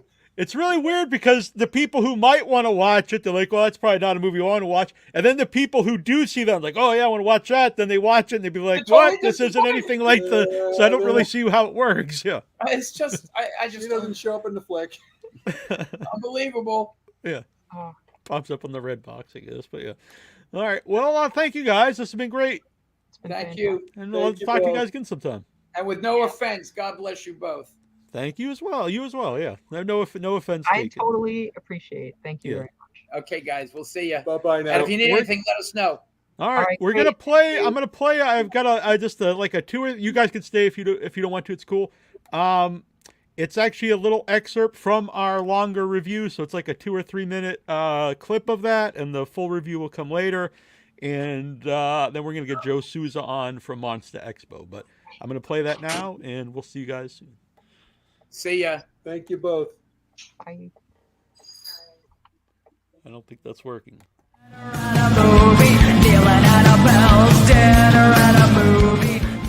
I was watching this, and I was like, okay, I'll be perfectly honest. I think I disagree with every viewpoint of whoever's making this movie, but I found the movie very interesting and very well made. I applaud this movie because it was a totally different viewpoint than I have, and I think they did a great job. Also, a great job of basically a movie with two people. Yeah. And keeping my attention throughout the whole film. Wow. I wanted you to totally get into this first because I know you're atheist. Yes. With maybe some slight doubts from your Ouija and seeing Probably something not. in the tree Well, experience. maybe What are you talking about? The two people, it was a husband and wife, and they moved across the street and lost them in the dark? There are things, I didn't know that. There are things out that maybe we don't know about, but that doesn't necessarily mean I think there's the Lord and the Savior. I didn't say that, but there's stuff going on other than all right. That's that. fair. That's But at fair. any rate, so Neil is not a man of faith. No.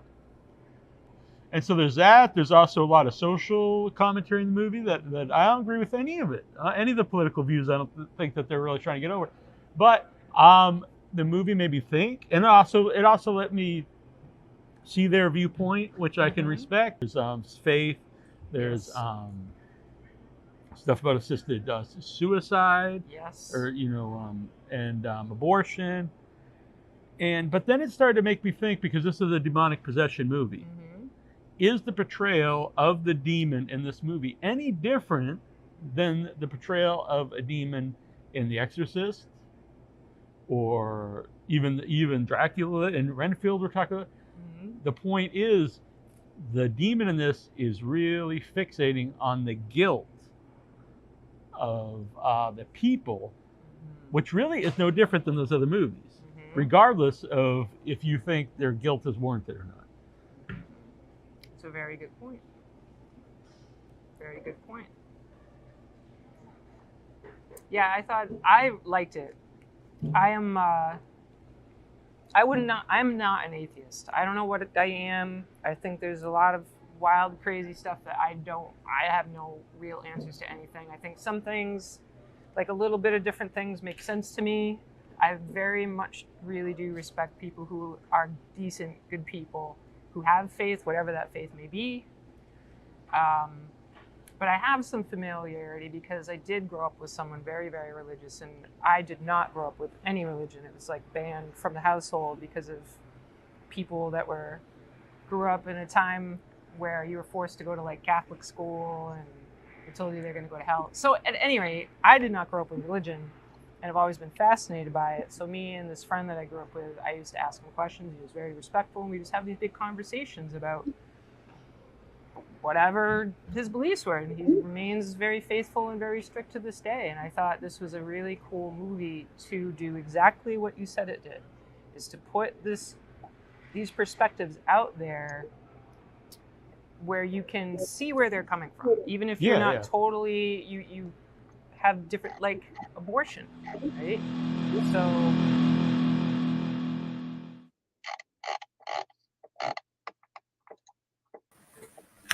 all right, and we're back here once again at the Station of Decapitation Without Your Head. I'm still Nasty Neil.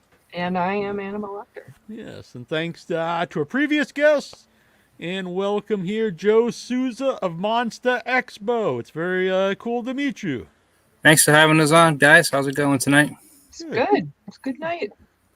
So let us know, first of all, MonstahXpo. When did it start, and what was like the thought process behind it? Well, we actually started kicking around the idea after Rock and Shock didn't come back.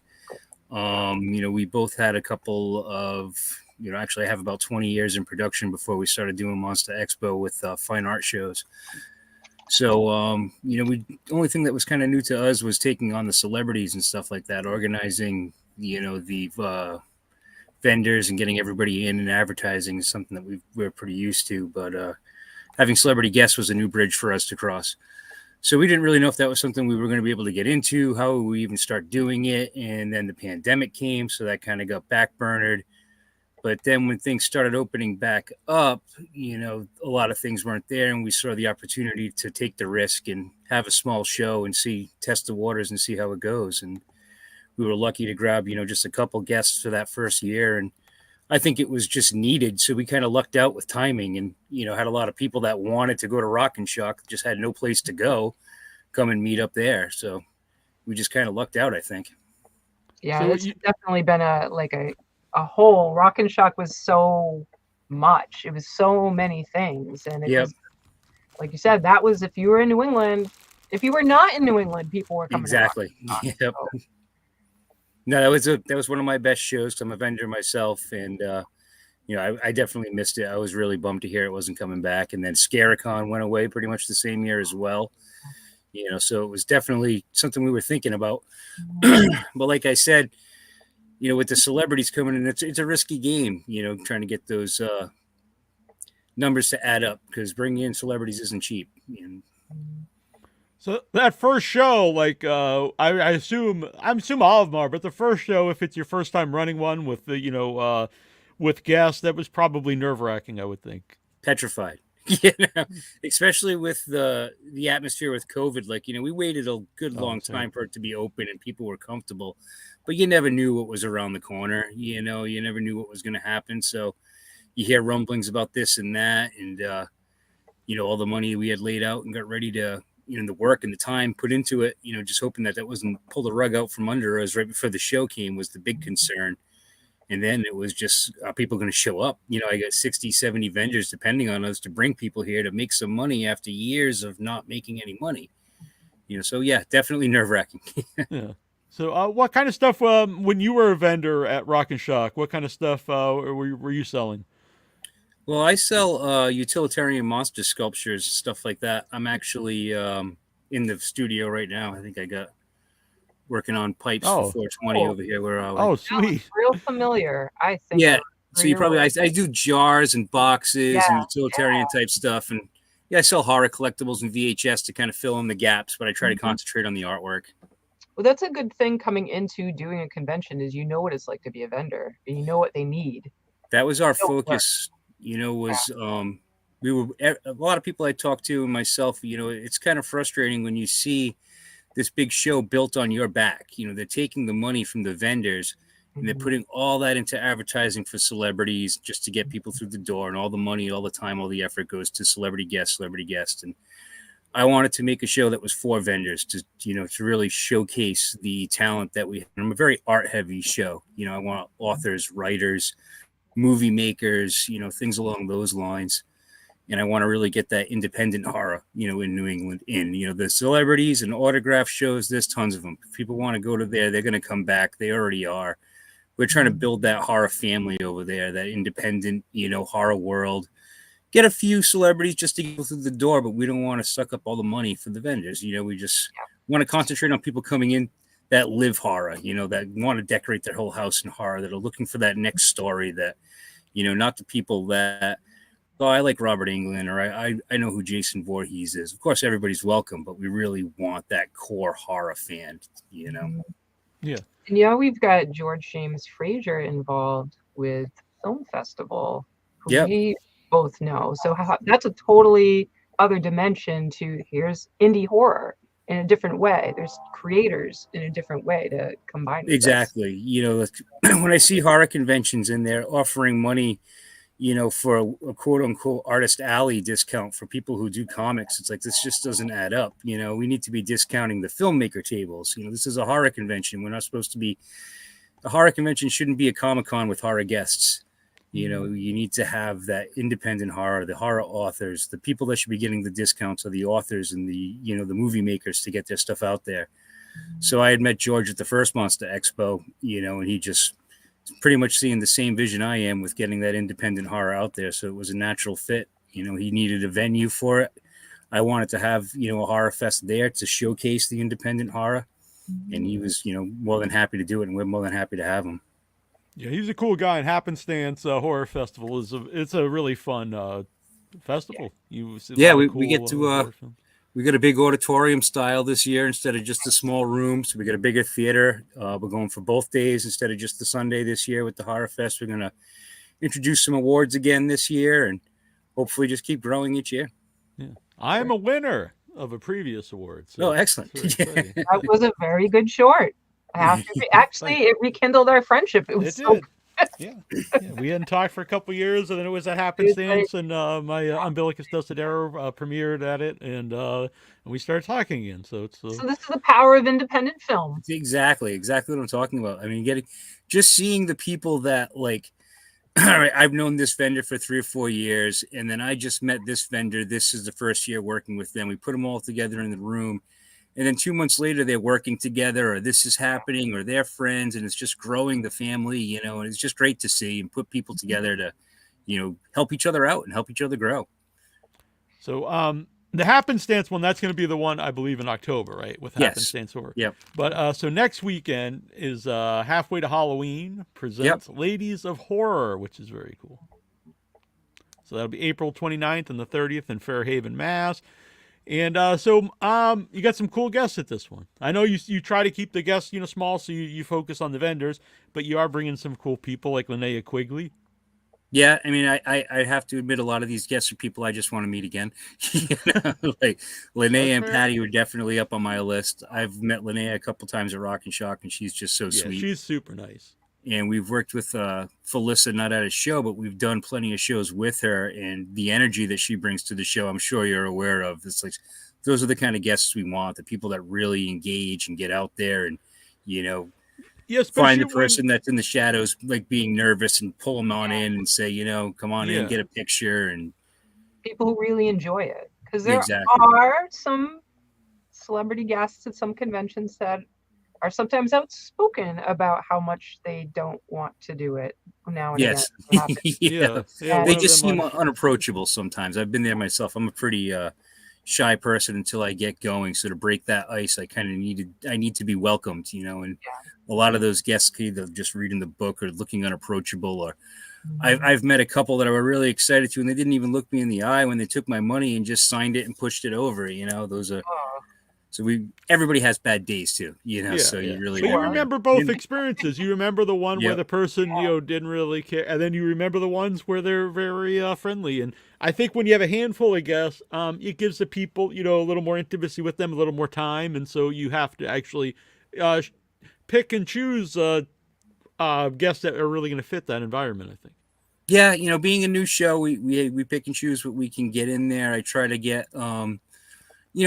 unfortunately, I tend to stick with my 80s, generation, because it's just what I know and what I like and what I want to see. So, yeah.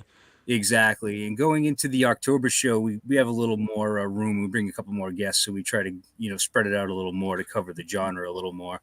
But basically, I focus on my 80s slasher stuff because that's pretty much what I grew up with and what I want to see and what I feel like a lot of the people that I'm targeting want to see, that demographic as well, You have a lot of cool vendors there. I saw a Clay guy's going to be there, who we've met many times at conventions around the country, actually.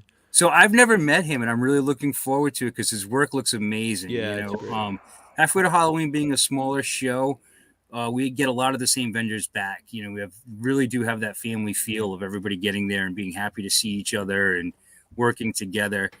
So when we bring new vendors on the floor, we tend to vet them really well and try to get a balance of something new. And I was really excited when he signed up. He was almost not even, didn't even have to think about it. You know what I mean? Like as soon as I saw the stuff, we had no one doing anything like it. It looked like a great, quality, and we're really excited to see him there. So to see that he's been around is great.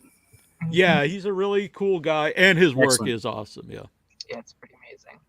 I noticed also that when Neil and I went, that it was nice to have conversation with some of the vendors too. Yeah, that's really nice to be able to talk with people who are these creators. I just saw Pat. I wish I could remember. That's the thing too. Is like I like it when people do have the paper business cards, because then. Yep. But there's some great stuff and some really interesting people and just fun to talk with and learn about what they do. And I mean, it was just amazing. Like, we had a very small convention at a flea market before I did MonstahXpo, and it went over kind of well. Again, just because it was so needed and the timing worked out.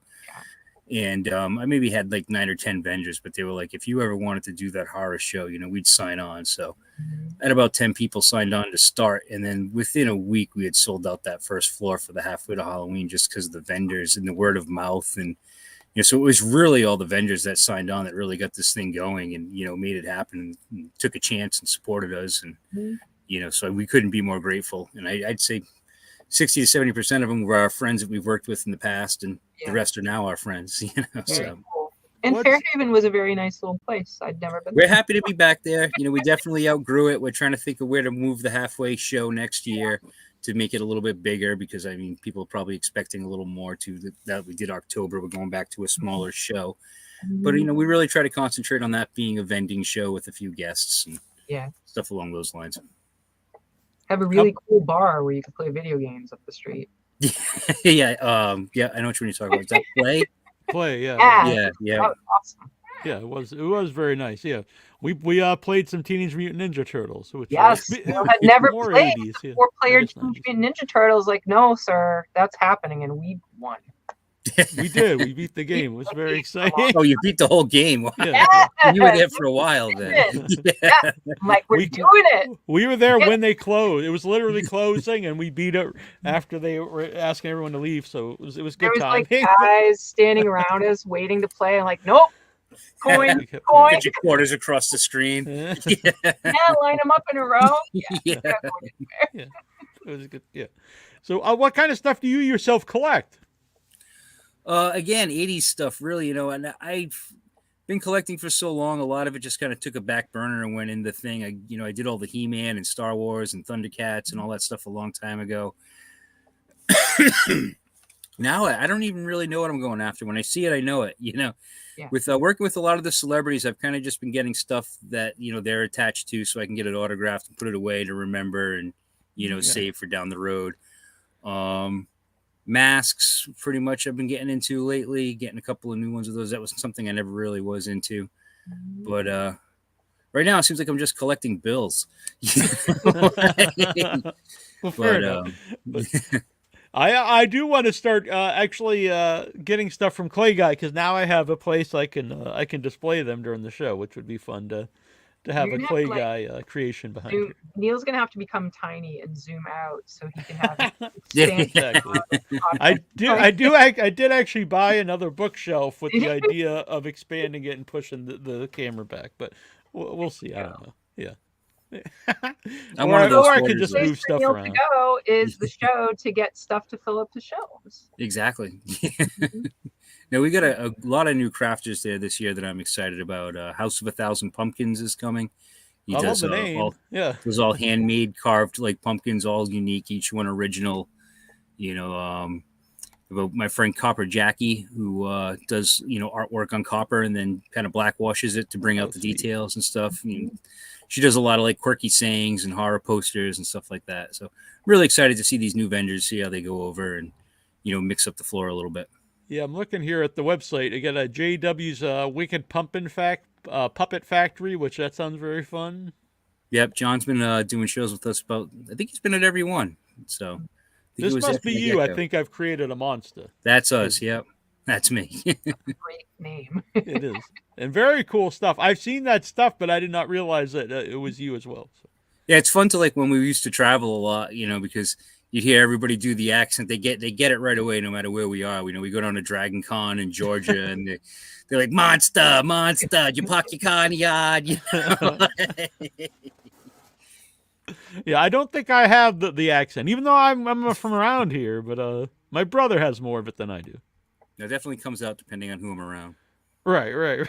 Yeah, when you have to play it up when you run MonstahXpo. Yeah, exactly. I think it actually, when people are from an area that would have a very, very heavy accent and you don't have it, you watched a lot of TV. Wasn't getting out very much. So when did you become a horror fan? Were you always a horror fan? Yeah.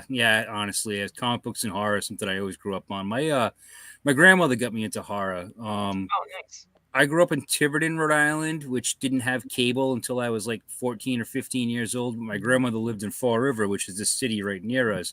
So she had cable. So I would sleep over there on the weekends, and I'd watch USA Up All Night, and they'd show like the Friday the 13th. But the first movie she showed me, my first horror movie, was American Werewolf in London, and that's always held a special place for me. And that's what got me started wanting to do special effects and things like that. But everything I made always just came out kind of colorful and whimsical, so I just gave up on it and went with what I'm doing now. Seems like it's working out. Yeah. I enjoy it. Yeah. Kind of a whimsical werewolf. Yeah, exactly. Yeah. But I still, I still wish I could do some of that gory, bloody, we used to make a lot of, B movies with my parents' camcorder till I dropped it and broke it, and that was the end of that. Do you get involved in any of because local horror just becomes a bigger and bigger thing? Have you been involved in independent horror films? No, other than, just helping out with some money here and there and getting a production thing, not anything lately. I've been concentrating on the studio and the show, and we just launched a magazine as well. Oh, wow. Oh, yeah, I saw that. That looks wild. I'm very excited. Because we know all these different creators, authors, and artists that are looking for outlets to get stuff out there. And so it's kind of, to me, it's just like organizing a show, but on a book. What is the name of this? Because I did not realize. It's a Monster Mag, so we kind of have everything branded across the whole thing. Makes sense. Makes sense. It's great. And so it's a physical magazine? Yeah, it's both going to be physical magazine because, again, I envisioned something along the lines of a cross between heavy metal and Fangoria. And I mean, I used to just stare at those books constantly. I would read the same one over and over again until the next one came out. And so that's kind of like, the most recent Fangorias I was reading. They're not as gory as I'd want to be. Heavy metal still as great as ever, but I think kind of bringing them both together with and have a bunch of independent writers and stories. I mean, we got some great stories coming. Some stuff too that I really can't wait to see the response on. That when I was reading, I was like, "Oh, this is going to be phenomenal." Yeah. So just the very intense stuff. It's all over the board, really, because all these different creators are everywhere. Let's just say it's going to have a very heavy, mature readers label warning on there.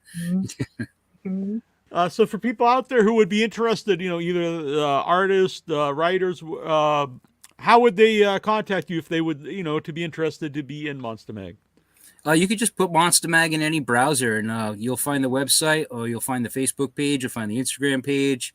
We just started getting all that stuff built, so we might have to dig down a couple, 2 or 3 listings to find us. But give us 3 or 4 months, we'll be up there. Yeah. When's the first issue? Is it out, the first issue? No, we're hopefully going to be going to print. We really wanted to get it out for MonstahXpo, but it was just kind of a little too much on our plate. So we're hoping to go to print no later than mid-May to get the June, July, August issue out. It'll be a quarterly, and that'll be the summer issue to start with. Oh, very cool. That sounds very fun. And the good thing about what I always like about horror, one of the things I like about it, is they're all different things. Because I like kind of silly, goofy stuff. I like horror comedies. I like something really intense and gory. Exactly. It depends what kind of mood I'm in. And I really try to, MonstahXpo is a horror convention, but I try to make it more of a monster convention. You know what I mean? So you got Godzilla, Ultraman, all that stuff encompassed as well. It's not just your slasher horror, your monsters. And I mean, even if you really wanted to push the envelope, you can go as far as like Muppets and stuff like that. Because I mean, technically, So any kind of creature creating is what we're looking for. Very cool. So what are some of your favorite monsters? Oh, I'm a Godzilla creature double feature guy. I definitely grew up on creature double feature, Channel 56. I don't know. Exactly. WLVI is part of living exactly. 56. Yes. So we have a great article coming up in the magazine by Bob Eggleton, the Godzilla painter, who's doing a big article on WLVI 56, creature feature and all that. Nice. So I'm really excited to read that as well. Very cool. Yeah, I'm a kaiju guy for sure. Then it's the classic Universal monsters. So not everybody's gonna know what this is, but you're from New England. Do you remember Kaiju Big Battle? Oh, of course. Yes. Interesting. Just today I was contacted by Kaiju. This is really weird you brought that up. Kaiju Big Battle. Vattel just contacted me today. They're making a pilot. Hopefully I can say this. They're making a pilot for a TV show, and they wanted to use trailers from End Zone 2 in Oh, the that's in the great. pilot episode. I was like, Yeah, I mean, yes, rubber of course, exactly. wrestling in rubber suits. What can go wrong? You know, it's like what's not to love. It's got to Nope. be a trade. Yeah. They Yeah, come I don't know if you on. know this, Annabelle. Diego Santos Diego, who we met in New York a few years ago at a convention, he actually wrestles for Keiju Big Batel now. Out. Oh, Yeah. I know his little guy. He's like the little pickle, not pickle guy. The box guy. I Well, believe. which one? I think he's the current box head guy. Stop. But he it's may be not he may be a few different things, but yeah. All right, no one else knows what we're talking about. Yeah, exactly. It's just a little click. Yeah. Yeah. That's really weird that came out because it just came up today. I was like, oh, this is very cool. I've tried to explain it to people a couple times. You get that vacant look on their face. It's incredible. It's people in insane costumes. Like, I don't remember what they call it, but it's plantains. They're like the Plantain Brothers or something like that. And they just go, it's like luchador fighting. Yeah, exactly. It's madness. It's just like little buildings on this thing they're smashing and body slamming each other into. It's great. Yeah. And you got a Kung Fu Campbell's soup can. What else? Exactly. Well, maybe we'll do an episode sometime, Annabelle. We'll get some people on. It'll be fun. Yeah. Maybe we can get a couple of them to come to the expo. And That do would some be sweet, signings, get yeah. some pictures taken. That would be awesome. Yeah, that would be really fun. I will. I'll contact everyone together, and we'll see if something worked out. But that's fun. That's how things work out. And you said about the like a family thing. I always like the community feel of a convention or even some festivals or this show itself. I think that's a big part of the fun of it for me. Exactly. That was one of my favorite things about doing shows was, showing up to load in and seeing the people that you haven't seen. Like I have my Jersey friends that I see when I would go down there to do the horror conventions there or the people up Maine when I'm up at Maine Comic-Con or the people I see at every place because they just go over the whole country as well, Yeah. So it's really, it's a fun family to be. And it's like just cool to think like, oh, I know a guy that does that. Oh, I know a girl that does that. Like,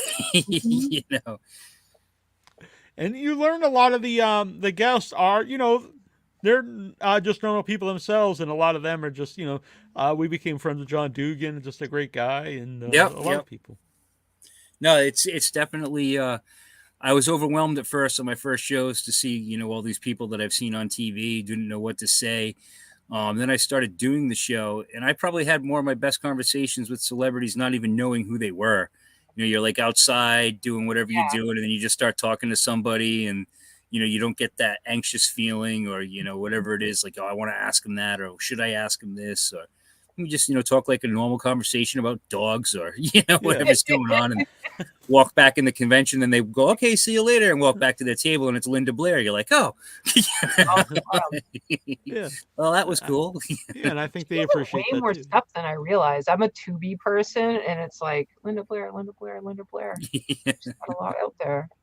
I think she's actually going to be in the new Exorcist. Really? Yeah, they're saying I it's didn't going think to she be a was very- direct. I didn't think she a liked direct- that movie too much, from what I heard. Yeah, and it's supposed to be a direct sequel to the original. So I don't know if she's going to be a big part of it, if it is, or what's happening. But So they trying to undo the other sequel. I believe so. Yeah.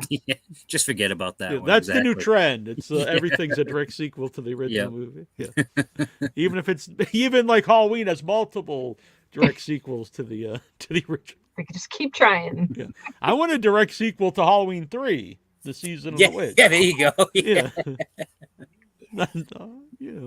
I would actually enjoy that, to be perfectly honest. So, speaking of screenings, we have Friday night before MonstahXpo. We have Night of the Demons being screened at the awesome. Capitol Theater in Arlington. Linnea is going to be cool. there, do a little Q&A, a little entry, intro to the movie, get everybody pumped and ready for the weekend. Arlington, Mass. Yes, Arlington. Oh, Mass. okay. All right. Arlington, Mass was the place I knew. So, all right, cool. That's great. Very Yeah. cool. That's awesome. She's awesome, and yeah, that's a fun movie. And that's a movie that doesn't. I know people know it, but it's a movie that doesn't get. I think doesn't get played a lot. So that'll be fun. No, definitely not.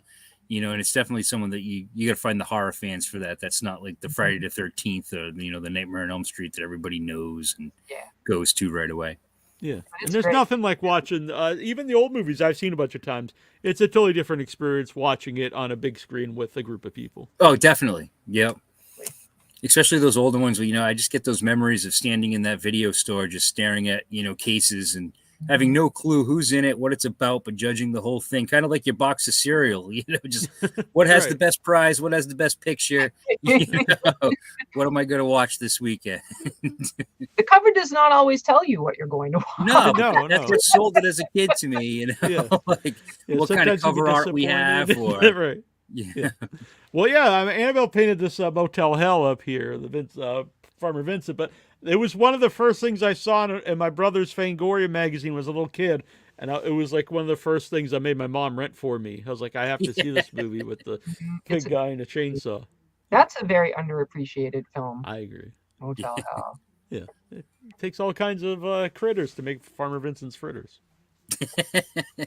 So what else would you like to share about the weekend? There's other things people need to know. What does it cost? People will want to know. Well, this is just pretty much a really heavily curated art show and authors, writers and stuff. We have over 60 vendors, special effects artists, 4 or 5 guests. It's going to cost you $18 at the door to get in on Saturday, $15 on Sunday. I think the weekend's going for 25 or something like that. Try to really keep it low, like I said, so people can have some money to, bring some stuff home. And but you're going to see a lot of cosplay. He's going to be tons of photo opportunities, tons of time, like you said, to talk to the vendors. A lot of your favorite vendors from your previous shows are going to be there, along with some new ones. And all of our vendors love to talk about what they do. Yeah. We get tons of artists that would be more than happy to tell you about their process, about how they get started, about what they want to do down the road, what they have cooking up, I can't say enough about the welcoming feel that we try to portray at this show. Whether it's your first time or your 20th, show, you're going to come in, you're going to have a good time. You're going to meet someone new. You're going to find something new. Very cool. That's awesome. Yeah. So this has been cool, and we'll do this more often, when you have shows coming up.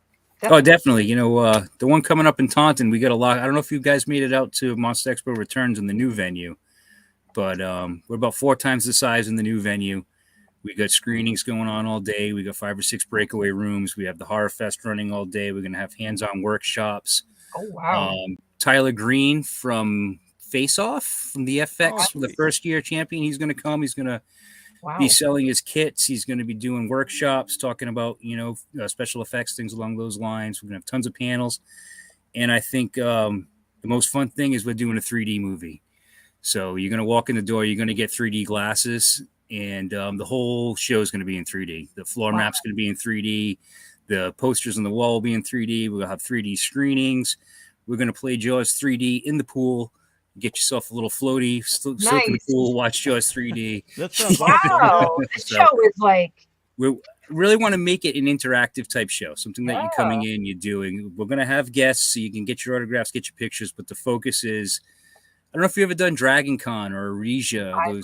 Those wonderful things. Those old style sci-fi shows where the focus is more of things that you do. It's more whether you want to learn about special effects, whether you want to learn how to write a movie, whether you want to, learn how to film a movie. We're trying to get more of those hands-on things. And we're working with the hotel to go into the night. So when the vendor room closes at 5 o'clock, 6 o'clock, the show's not going to end. We're still going to have screenings. We're still going to have programs. We're still going to have things to do throughout the whole night. I have to say, I went to, or I feel bad, Necronomicon, the Lovecraft thing, and there was so many lectures, and I loved it. That's what we're looking for. Aresia, Boscone, Dragon Con, they really build. You pay to get in there, and then that's it. You got stuff to do all day long. We're not going to be hitting you up for money here, hitting you up for money there, dropping $300 on autographs and pictures, and there's waiting in all line just to do that. We really want to have a immersive, show where you're really going to go out of there learning stuff and have a bigger love for horror, I guess, and more of an understanding about it. That's amazing. I love it. You have a games room? We have so many rooms, and we've just been trying to cycle. We've been cycling like each year, trying to figure out what works, what sticks. Obviously, the panel rooms and the screening rooms are staying. But we have one. We were thinking of a gaming room. We're thinking of possibly a tattoo room. Oh wow! So we just don't.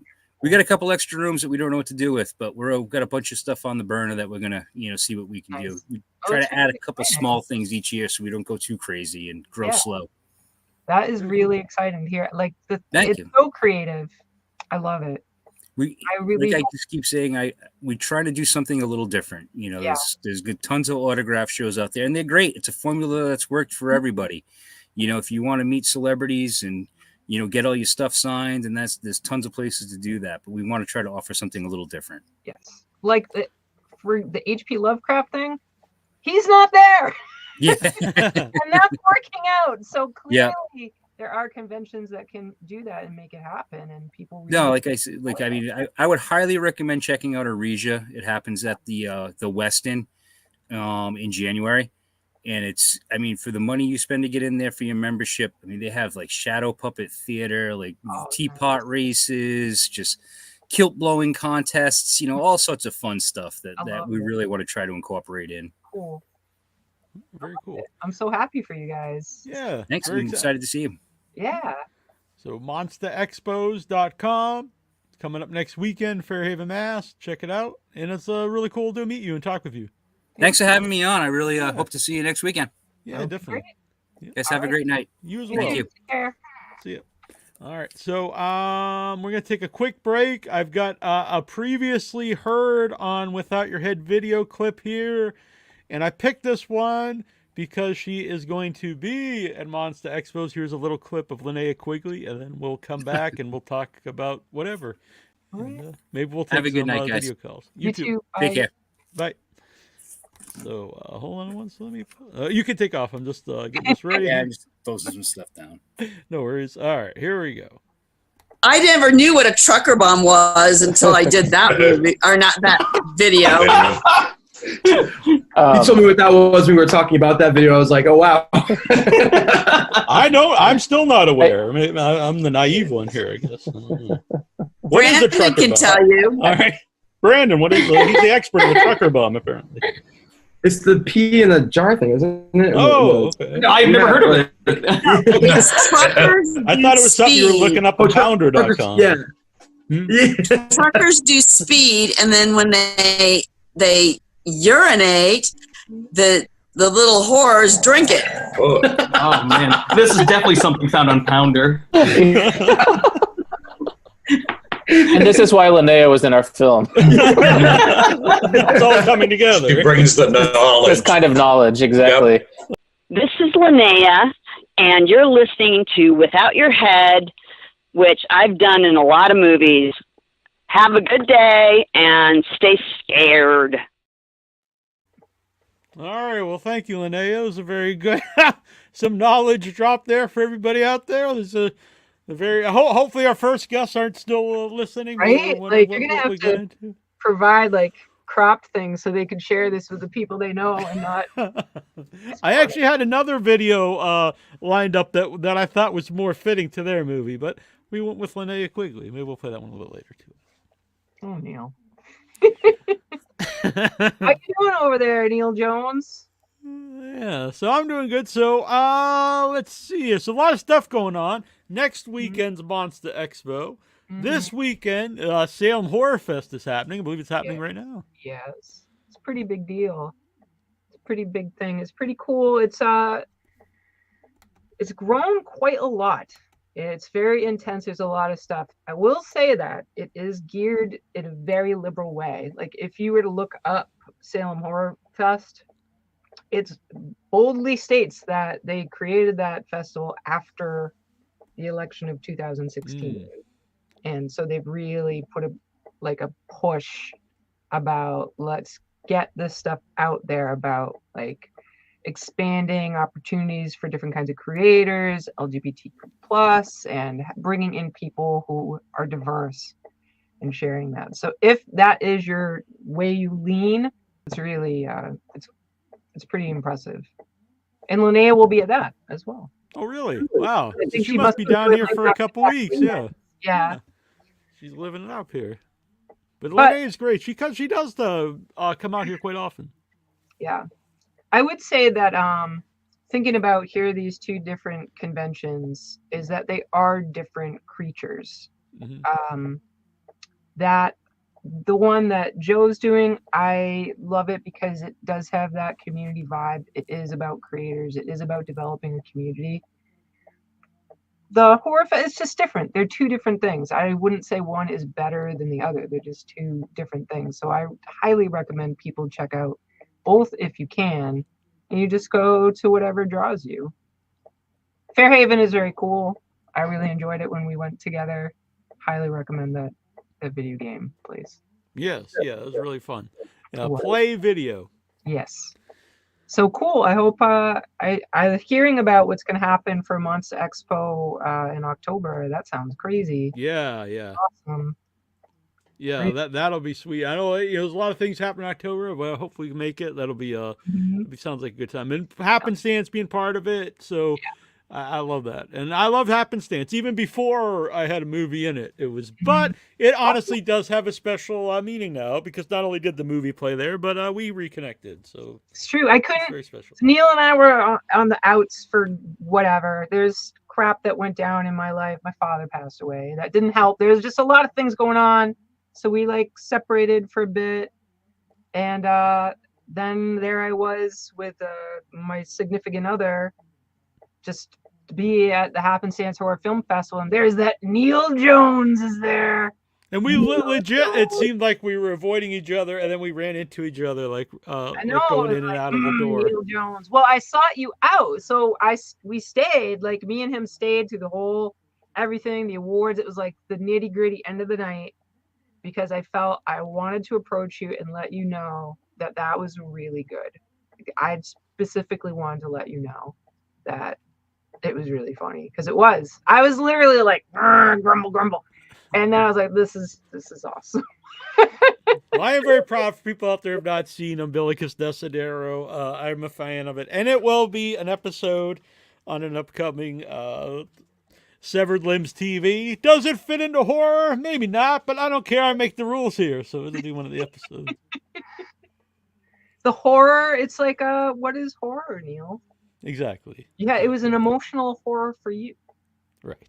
And there will be a trailer for I was gonna be cool and have 13 episodes, but it's expanded. It's probably gonna be 15 episodes, and then it's gonna have the season finale will be a feature film of Severed Limbs TV. So Severed Limbs TV, for people who aren't around. So Neil has the Empire Without Your Head, and he's done a whole bunch of different things with that. And part of it is the independent film festival, online film festival, totally free, and always to submit, to attend, free. And it's coming up. The deadline's coming up in about 10 days, I think. So submit your shorts that aren't long. Right. Submit your News, we do have the return of festival favorite, a man who created films specifically for Severed Limbs, and then he's been off for a while, but he's back. Nicholas Hatch is making his return to Severed Limbs. Hey! I wonder if he's still on. He was here earlier. Nicholas Hatch. Dude is weird, and he's fantastic, and the stuff he makes is so adorably bizarre. I love it. The stuff he's made is so cool. And I've agreed. Here's another little spoiler for one of the episodes. Will be Severed Limbs TV from the mind of Nicholas Hatch. So. Stop. Wow. So each episode, there's the festival, then Severed Limbs TV. So the only criteria, that doesn't matter. It's going to be stuff that previously is played at Severed Limbs, but they'll be uploaded to the Without Your Head YouTube permanently, and they will be bookended by myself hosting. So there's also going to be a little more to it. So I'm going to be the host of these. I'll do the intro, and then afterwards there's going to be short interview that'll be kind of like clips with the creators of the film.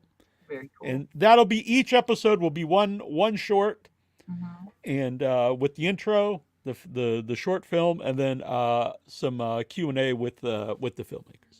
Very cool. And then the season finale is going to be a feature film, which will be broken up into segments where I'll come in with the director in parts. Will these be released weekly?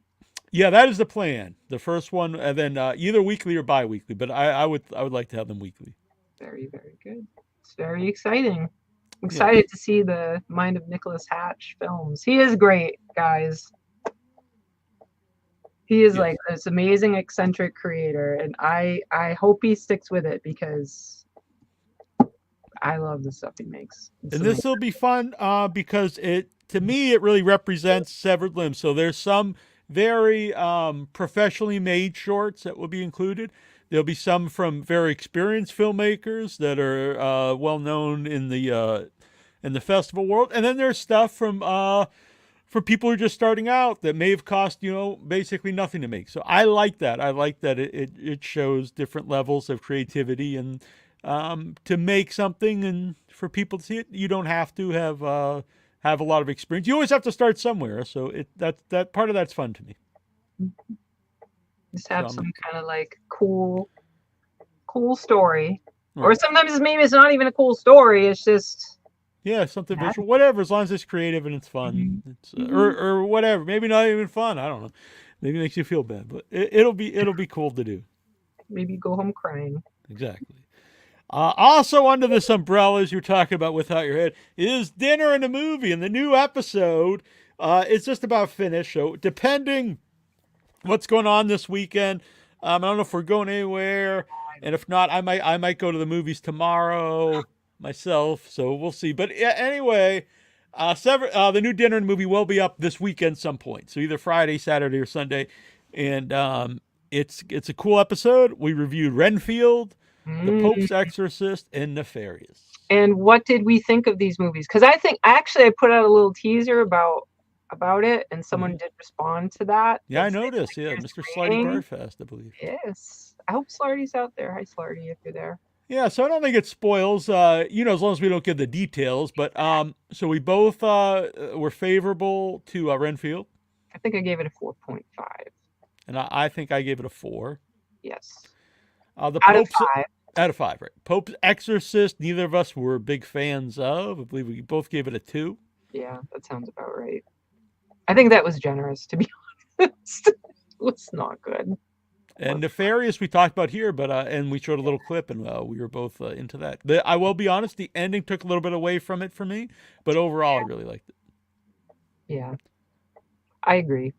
But we'll see what happens, because that ending is going to lead into possible sequel, and it'll be interesting to see, because I'm with you. I feel like I was taken a little bit out of it with that ending few minutes, but where was it going to lead? Like, what will that transform? Yeah, maybe you needed it to continue the story. I don't know.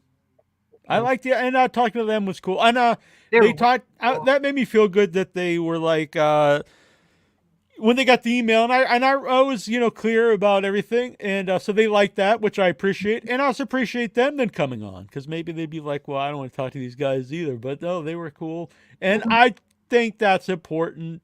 Not just for this show or anything, but in the world. I mean, we are very split. And this is no surprise to anybody out there. It's very us versus them. And I understand it to a point. Obviously, if someone if someone's views are like, it's not like, oh, we should, no matter what their opinion, it doesn't matter. I mean, that's kind of silly too. If someone's opinion is so against anything you could stand for, then how could you be like friends with them? But it shouldn't be so cut and dry, I think, where if kind of like what Sean Patrick Flanery said, like when I see people post that too, and I usually roll my eyes, like if you unfriend me right away, and usually it's like, come on, like there should be some more nuance there. I think sometimes with that, people do it to see who's going to actually react. Mm-hmm. I mean, sometimes it's a joke if it's like, hey, if you like black coffee, unfriend me now or something. But pineapple on pizza. Right. I don't know. I guess I'll have to leave. I think they brought up a really good point. The idea of mercy. And I think that looking at that in terms of, okay, so if you've got your friendships and you maybe don't jive on the same thing, and trying to come from a place where mercy is not quite the word, but it's the same coming from the same place, the idea of knowing someone is not on the same page as you and trying to understand, like, why are they like that? And is there ill intent? Like, are people saying whatever they're saying because they're mean and want to do damage, or are they just coming from their history, their background, and they're just doing the best they can. And our friend here, Vic Schiavone, says, I love the idea of Severed Limbs TV. And Vic, did you see the beginning of this whole thing? Because I think you would totally love our first interview experience. I thought about Vic during that, so I'm sure you did as well. Mm-hmm. So very cool. Yeah, I hope people like that.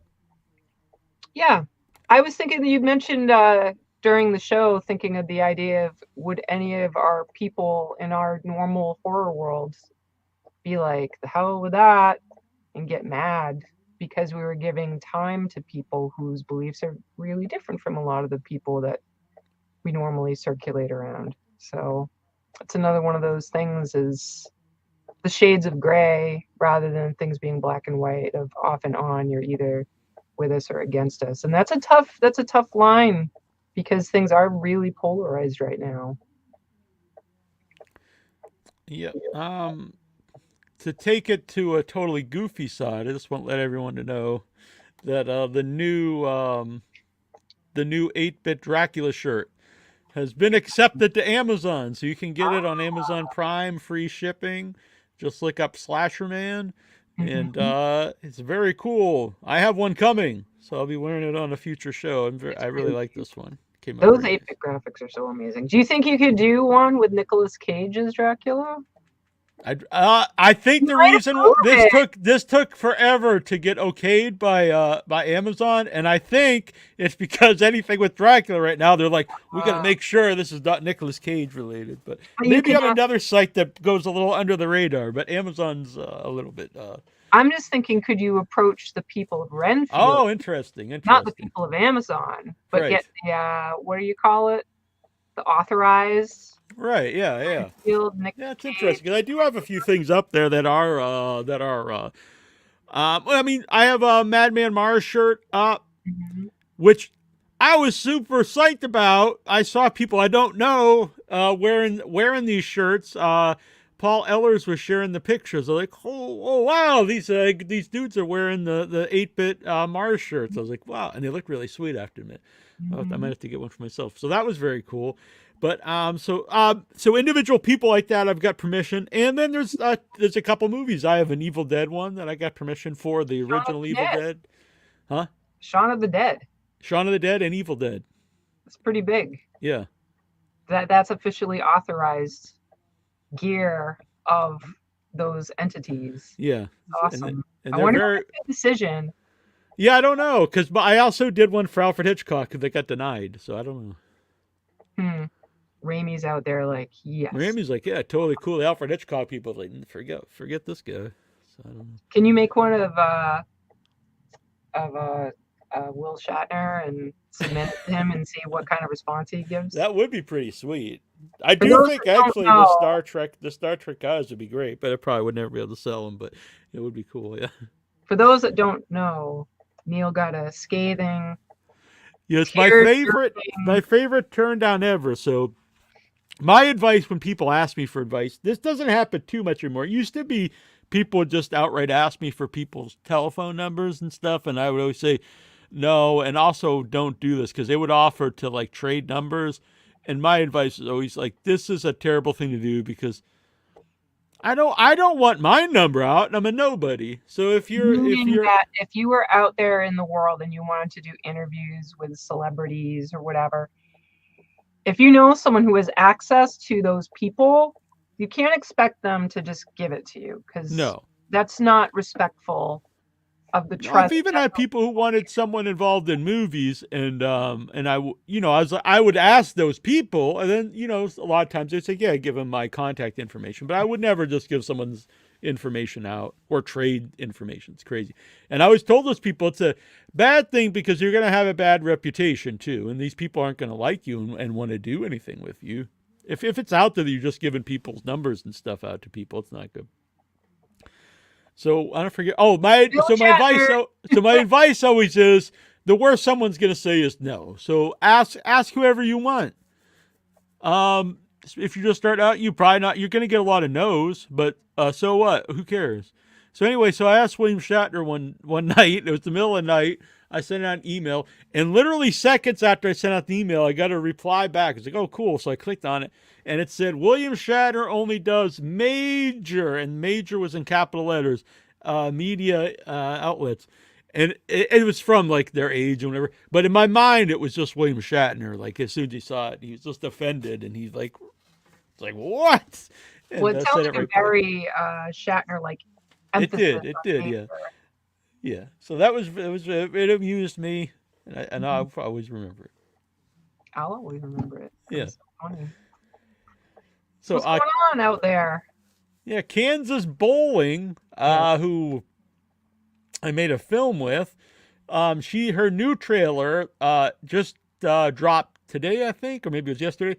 Cuddly Toys. So check that out. I would play it on here, but I'm not sure if she wants me to play it on here. I'll find out by next week. But check out Kansas Bowling Cuddly Toys trailer. It's some people. It's a controversial film because there's a lot of sort of instead of a slasher, it's about there's a lot of rape involved in the movie. In the toy one. Yeah, Cuddly Toys. Oh wow. Ooh. Filmed in 16 millimeter. I believe she makes all her movies in 16 millimeter. Is it meant to be a comedy?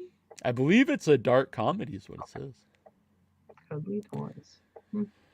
I was really excited to see a Gnomes.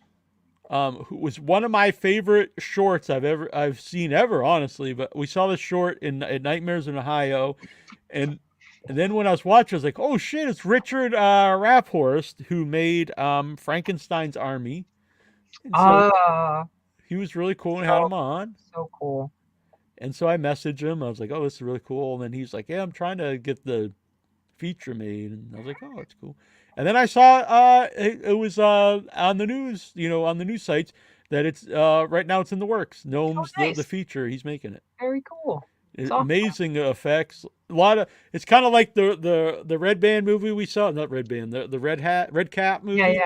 But like all that, just like lots of little tiny gnomes killing people. Sounds good to me. So if you get a chance, I don't know if the short's available anywhere, but if you get a chance to see it, it's great. I know you'll love it. It's really sounds awesome. It's just gnomes killing people. I'm all right with that. And I will watch 90 minutes of it. Do you remember Treevenge, the Christmas short?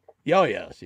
That seems to me to have a similar vibe. Just total madness of foolish monsters and yes, and it's all practical, so it's very cool. So you said you probably won't be able to go to the movies this weekend? It remains to be seen. Unfortunately, I know it's like tomorrow is Friday, but I have to check out. Yeah, it's all right. If I mean, I don't mind seeing stuff twice anyway if it works out. True. But so Evil Dead Rise comes out. Yeah, I do want to see it for sure. And the new Ari Aster movie is out, which I haven't really heard much about. I remember seeing something of the name, but then I have no idea. Yeah, I think he actually was. It was recently, a few weeks ago, he was showing Midsummer somewhere. What he billed as showing Midsummer, and then he surprised people and just showed his new movie.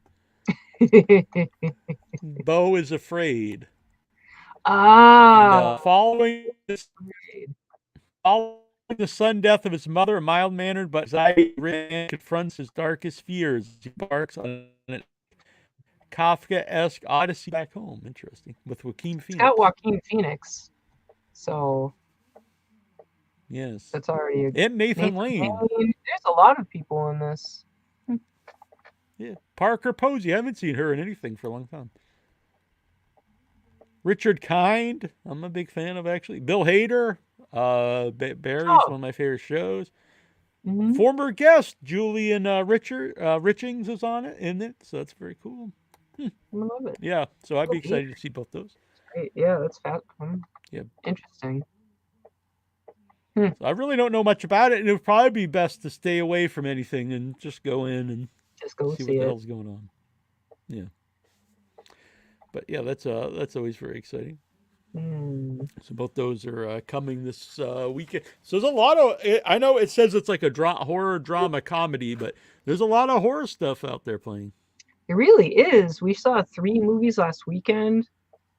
And I didn't know about Nefarious until the last minute, really. Yeah, I didn't know either. I'm really glad we went to see it. Yeah, it was excellent. And the interview was wonderful.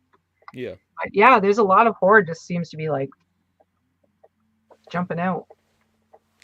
So so when we were watching Renfield, I noticed a lot of former guests on From Without Your Head were in the movie, which was very cool. Jenna Canal from the original Terrifier, the main girl in the original Terrifier. Oh, really? Pretty big. Which She was the short-haired girl in the meetings who always gets interrupted. Gets interrupted. Yeah, she looks really different because she changed her look quite a bit with the short hair. And so I knew she was in it because I saw her post about it. Mm-hmm. But I didn't know, I thought maybe it's this, but she's actually a pretty big character in the movie, so it was really exciting for her. I thought she was very funny. She was, yeah. I had messaged her and she was very happy that I said we both really liked her. Yeah, it was awesome. Yeah. And she's apparently friends with the people who run Renegades. She's from that area. Oh, really? Yeah. Cool. She went to see a movie with them so I guess a lot of times she's at Renegades, but love it. Yeah. So so that's cool. And Caroline Williams from Texas Chainsaw Massacre 2 she was like the lawyer that's getting the Lobo guy off. What? Yeah, it's very small. It's a fairly small thing, but it's and there was very cool. I don't remember that. Yeah. But that's interesting. And how long was she there? Just briefly? Yeah, it's only one scene. So it made me think. I think the guy who made it's probably a horror fan because William Ragsdale has a very small scene from Fright Night. That's really cool to get people in there that it's like a loyalty to the horror genre itself. Yeah, I agree. That's really cool. And Miles Doliak, who I've had on the show a couple. I don't think you've ever. No, I know you haven't been on since when he was on because I think it was both times it was just me. And so he's in stuff once in a while, like some kind of big stuff, and then he makes his own movie. He's a really cool guy. And I didn't know he was in it at all. And he's basically the Van Helsing character at the beginning of the movie. And I was like, oh, shit, I know that guy. And so I started messaging him.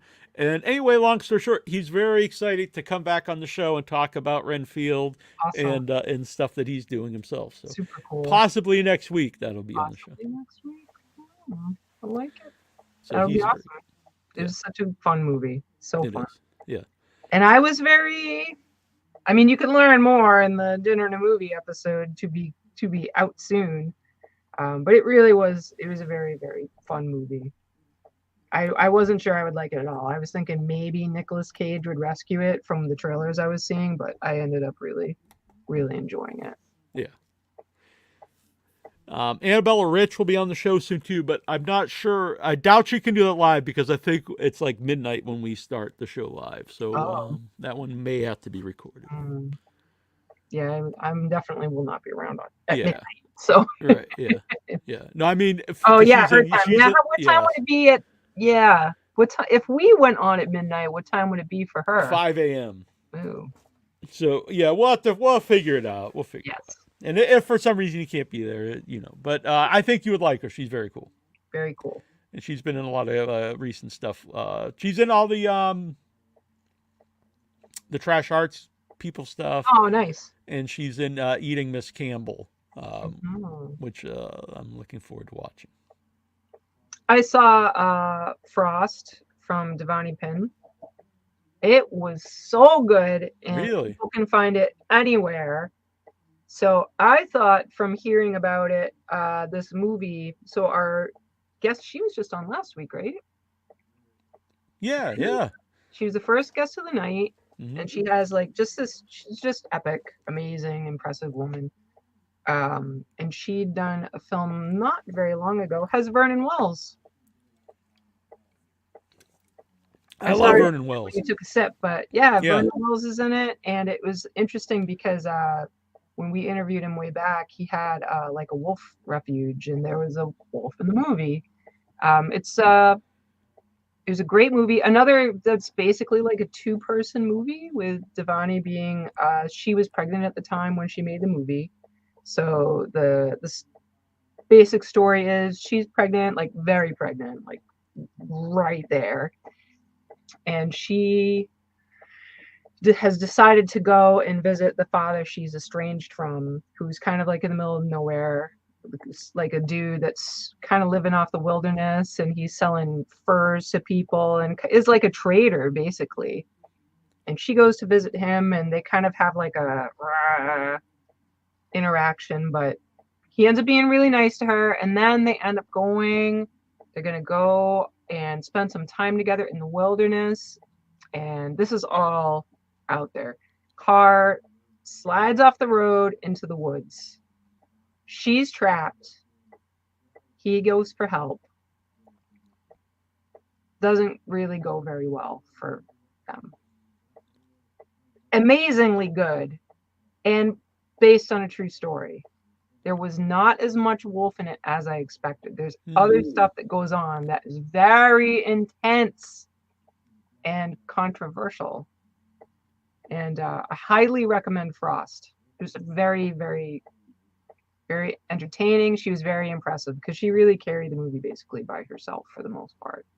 So check it out, Frost. Yeah, I'm definitely going to check this out. Very cool. I'm glad. And she'll be back on the show every once in a while because we both really enjoy talking with her. And she's very busy and all kinds. Until she gets too big to talk to us or something, I guess. I mean, she does a lot of stuff. Yeah. So. Carol Locatel. This is sad news. Ethel from Friday the 13th, Part 5. Yeah. She passed away. Oh. It was very sad. I just had Ron Sloan on the show, who played Junior, her son in the movie. And at that time, we didn't mention at the time, but they were both going to be on, but she was sick, and I didn't realize how she had cancer, and so she eventually here passed away. But so I saw Ron and Melanie Kinnaman because they were both in the movie with her, and everyone says she's just super nice and fun. And Ron and her, anytime they were at conventions, they would dress up as their characters from the movie. So cool. Yeah, just they really had a good time, and so everyone will miss her. I've never got to meet her, unfortunately. Yeah. Well, that's too bad.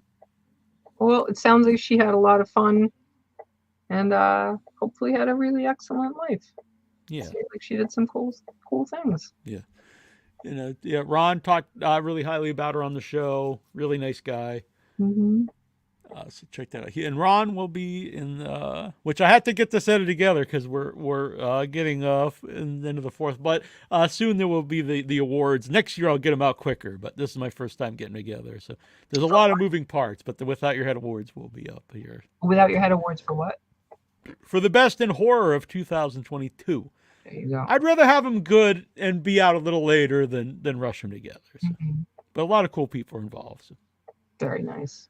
It is really cool. There's some acceptance speeches. Yes. And they're I've seen a couple, and they're pretty phenomenal. Yes. And I'll let people know Ron is a presenter, and he does an excellent job.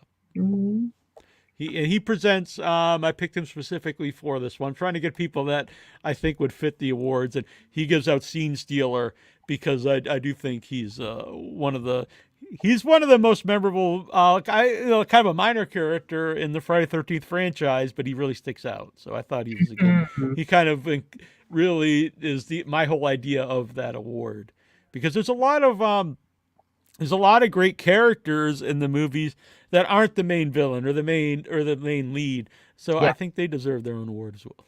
I think that's very fair. Yeah. So Can you hear that train? It's so loud. I did. Yeah. Yeah, it's so loud. Choo-choo. I saw you post something about The Boogeyman, the movie coming out by Stephen King. Did I? Yeah. Oh, yeah. It's supposed to be awesome. Supposedly, it's supposed to be super scary, and people are like passing out or whatever in the theater. Now, is that I am not up to date on Stephen King. It's a really old story from the 70s. It's a short story. So I tried to track it down on audiobook. So I found because it's from a collection of short stories, the same one that had The Lawnmower Man, Yes. and Quitters Inc. And it was a lot of really cool ones. So I got the audiobook from my library. By the way, throw it out there, Libby. Join your public library. You get the free app Libby, and you can listen to free audiobooks. You borrow them from your library. And so it said they put it out. They must have put it out at the time when Lawnmower Man came out. So it said Lawnmower Man and other stories from the book. I forget the name of the actual book. So I was like, well, Boogeyman's supposed to be on here. So cool. So anyway, long story short, listen to the whole thing. And Boogeyman was not on there. I cannot find the audio version of Boogeyman. So I cannot find. Maybe I'll just have to actually do old school reading with my eyeballs. They have to have. I mean, reading does imply eyeballs. They should have a word for listen, because listening to books, you are still absorbing the book. Right. And I was happy to find out when I listened to The Fireman by King's son. What's his name? Jack Hill. Joe Hill. And, yes. And so he did the intro, then he did an outro afterwards. And he really put over audiobooks. Mm-hmm. And he said there are authors out there who look down on audiobooks. And he said you shouldn't, because that is the earliest form of storytelling, is sitting around the fire, telling the stories. And then he said when he was a kid, his dad, his mom and his dad, and him and his brother, who all actually are authors, mm-hmm. And they would sit around at the fireplace, and each of them would take turns reading a book. And that's how he found his love of reading. So I was happy to see someone really put over, because I do get every once in a while get people making fun of me listening to audiobooks. So I was happy that he put them over. Yeah, I don't know why. I don't know. I don't know if people think like you're not working hard enough for the story. I don't know what the criticism is. Like, is that drawing versus using like a digital tablet? Like, I don't know why anybody would care to criticize people that listen to audiobooks. You're still listening to the story. You still have to imagine whatever's happening. I actually think it's a disadvantage for me personally to listen to audiobooks, because if someone's voice is like, there's certain kinds of voices that I just zone out. No, that can happen. Honestly, I listened to a book that Stephen King read, mm-hmm. and he's got a very nice voice. Like he seems friendly, but it's not a good voice to listen to him read a book. That one took me forever, because I had to keep going back chapters, because I'd find myself like, you just listen to him and kind of zone out. And like, he's kind of comforting, but at the same time, you wouldn't pay attention to what's happening. And so that one was a very difficult read. That was Needful Things, actually. Oh. And he read that one because it actually was very personal to him, because it was the end of his Castle Rock novels. The Randall Flagg books. Yeah, the Castle Rock, all the ones that took place at Castle Rock. Then everyone, like all those characters, make appearances, which is kind of cool. Mm-hmm. So I'm looking around at some. The more you read King, by the way, I don't want to interrupt you, sorry, but it is neat that there's a shared universe, and a lot of the characters will pop up. Yes. And Randall Flagg actually pops up in different forms, and sometimes you don't know if it really is him or not. But he's like represents evil, so that's very cool. And then Joe Hill books actually will reference King stuff, and then some of the later King stuff actually references stuff from the Joe Hill books. That's so cool. It's very cool. It's like, oh, the father and son share the same universe. Yeah. Because Nosferatu is referenced in, which is a Joe Hill book, was referenced in Dr. Sleep, which is the sequel to The Shining. So I was like, well, it's really really cool. Very interesting. I know some people have argued with me, but the Dr. Sleep novel far superior to the film. But I tried watching the film, and I just thought it was.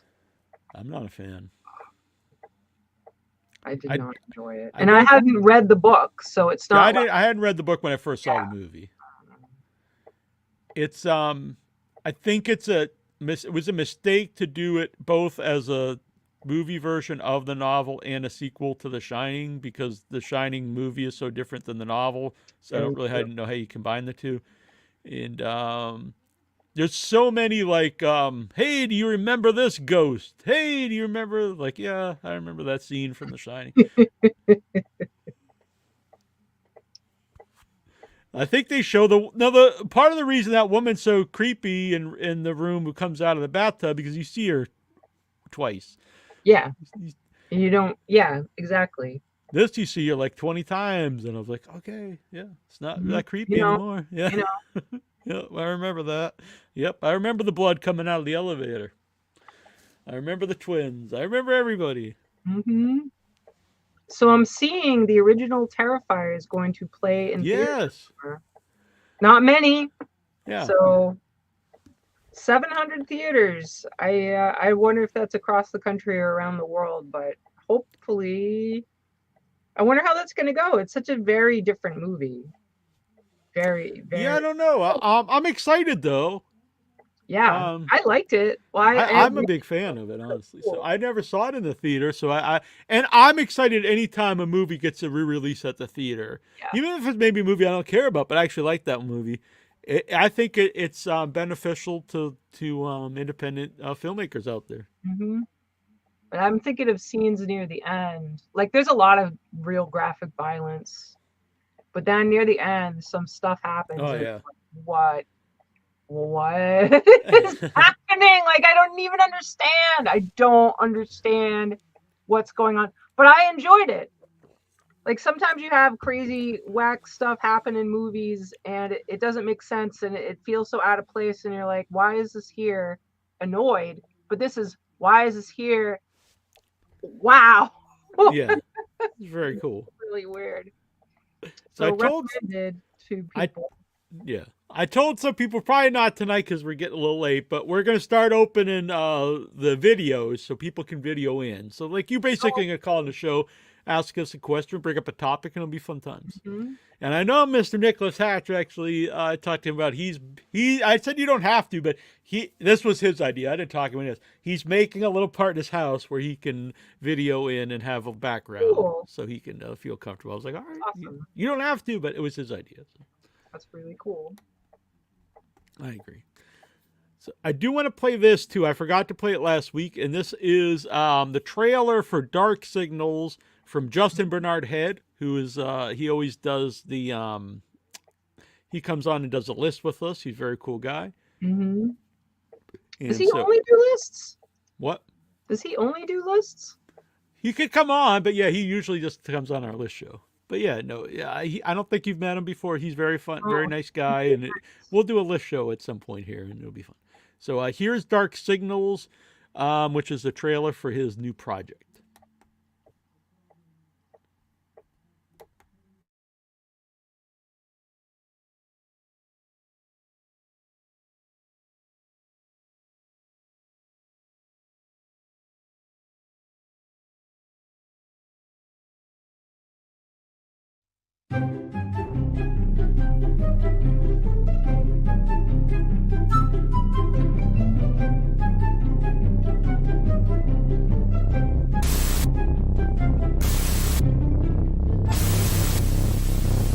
You're watching this.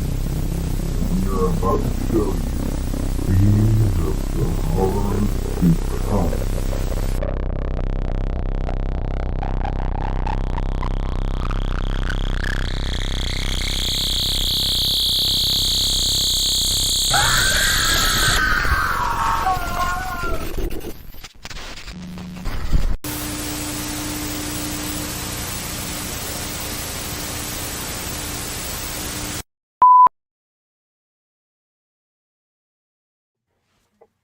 That sound was really upsetting. Yeah, the one at the end. Yes, it was. I was disturbed. So good job on picking just the right pitch for that, because it was really like, I didn't like it. It made me kind of scared. I'm being honest. I'm not just saying it to make him feel good. Like, I don't. Yeah. Give me the heebie-jeebies. Mm-hmm.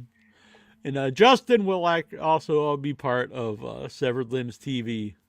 The working plan is that will be episode 1. Will be the Queen of the Dead with Trista Robinson. So cool. That'll be fun. Oh, I remember that, I believe. Yes. It was a black and white? Yeah. Yes, it was very cool. Very good. So that'll be a good time. So lots of stuff going on. If you're in the Boston area, Salem Horror Festival going on right now. And the next week, MonstahXpo.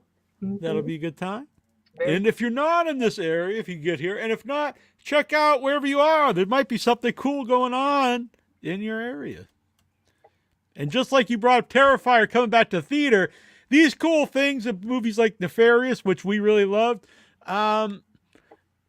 if they're going to keep doing stuff like that, you got to go out there and see them. So go out there when there's a cool horror movie you're interested in, go out there and see it at the theater, support it, and then they're going to start doing more of them, which has been happening this last couple years, and that's an exciting thing for both of us, and should be for you guys out there who are also horror fans. So I really think, I mean, maybe there was something before that pushed that out, but Terrifier 2. I really think that was the big, everything. It just changed the game for independent horror films. It's wonderful. Wonderful for everybody. Yeah. Everybody wins from that, you know? So. Yeah. It really opened up this last year a lot of stuff that probably wouldn't have got a theatrical release anyway. You know, they did the Winnie the Pooh, Blood and Honey movie probably wouldn't have got it. What was the weird Grinch horror movie? That probably wouldn't, you know, there's a lot of stuff. What was it? It was just, you didn't see it? Oh my God. I don't think so. The mean one. I don't think so. No. No, I did not see that. It was a Grinch horror movie? Yeah. Starring the man who plays Art the Clown. Oh, no way. Really? Oh my God, he's great in it. I can only imagine. David Howard Thornton, who unfriended me on Facebook. I'm just throwing it out there. I don't know what that is. No, that's unfortunate. He's always very a good, always supportive of everything on the show. So yeah, I don't know what I did, but yeah, here he. I still support him. He's an amazing actor. He seems like a cool guy. Yeah. Oh wow! Look at that.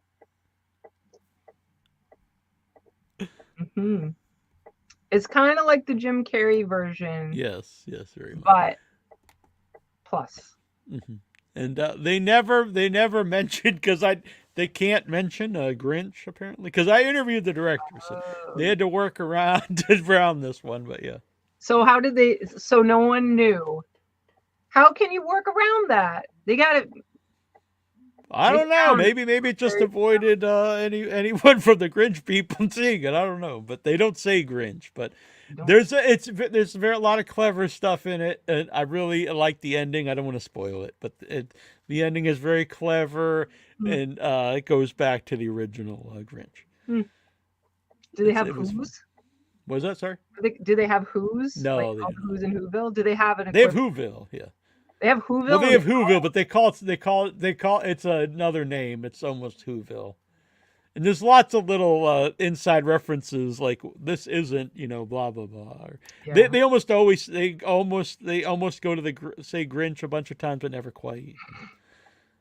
That's really funny. Yeah, there was a lot of fun Christmas horror movies this year. That Mean one was fun.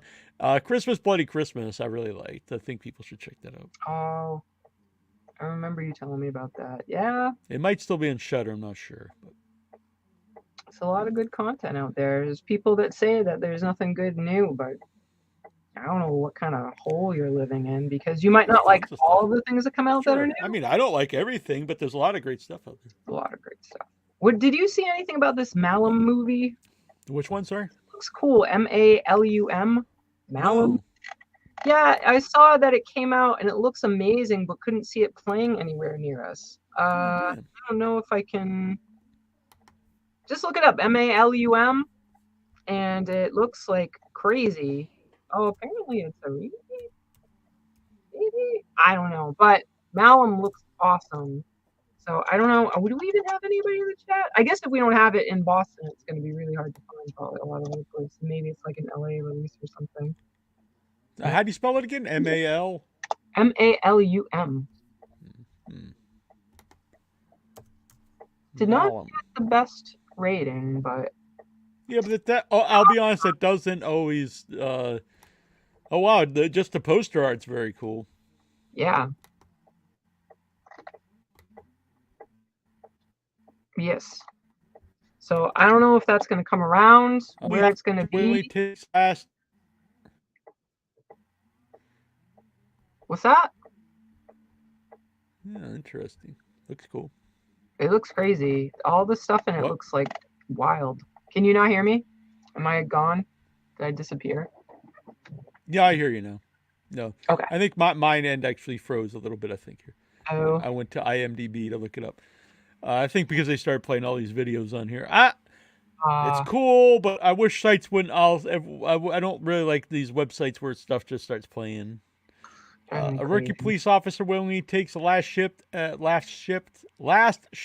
a newly decommissioned police station in an attempt to uncover the mysterious connection between her father's death and a vicious cult. Yeah, it looks wild.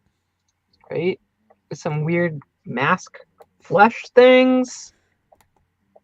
Looks rad. Oh, yes. What? Yeah. So no. Alum feed the demon. And I like Dango. So what else is going on in the world before? Malum. It doesn't look like it's that up. Who knows? But yeah. But Evil Dead, Rise of Evil Dead. Yeah, Evil Dead I'm excited Rise. to see that. I have not watched a trailer for it. I really like the whole idea of not watching the trailer. That's a big thing that I like about festivals. Mm-hmm. Is you go in a lot of times not really knowing much about the movie at all, and the trailers give so much away. But I have seen the trailer because they played a lot at the movies when I go to the movies, and I think it looks awesome. So I'm very excited. I'm looking forward to it. I'm gonna have to see what happens this weekend. Yes. So the thing that combines my two worlds here, the last drive-in with Joe Bob Briggs. One of the guests coming up this Friday is Danhausen, AEW's professional wrestler Danhausen, the very, very nice, very evil man. Mm-hmm. And I was wearing my Danhausen shirt the other day, and usually if I wear a modern wrestling shirt, no one says anything. But I had so many compliments on wearing my Danhausen shirt. I was like, this is really cool because he's just this weird. He's a small dude, a weird guy, and he's really made a name for himself. I was like, good for him. He is, yeah, cool. Yeah, Danhausen's cool. great. Well, we're gonna have to do. Neil and I were talking about how we used to do after shows all the time. Oh, very cool. There's Danhausen here, nice. Which I did not know this till recently. Someone told me this this week actually on my wrestling show. He made his face paint off this character. Oh, it's a cool inspiration to have. Yes. Mm-hmm. He's currently hurt, so we wish Danhausen well. Hurt like how bad? I think he tore his bicep or his pec or something. Not a good time. No.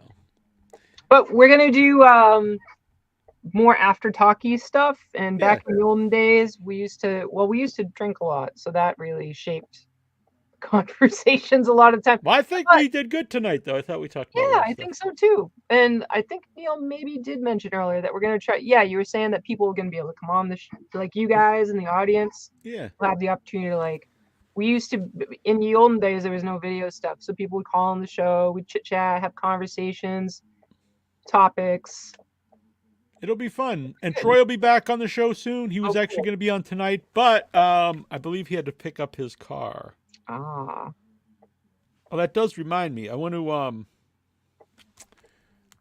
lot of people, and I really thank them, helped pay for the, so we got the host renewed, so you keep all the archives up. I mean, I was going to do it anyway, but it's nice that people helped out. So, let's see. Rakafet Abigail, James Lamont, local filmmaker It Came from the 508.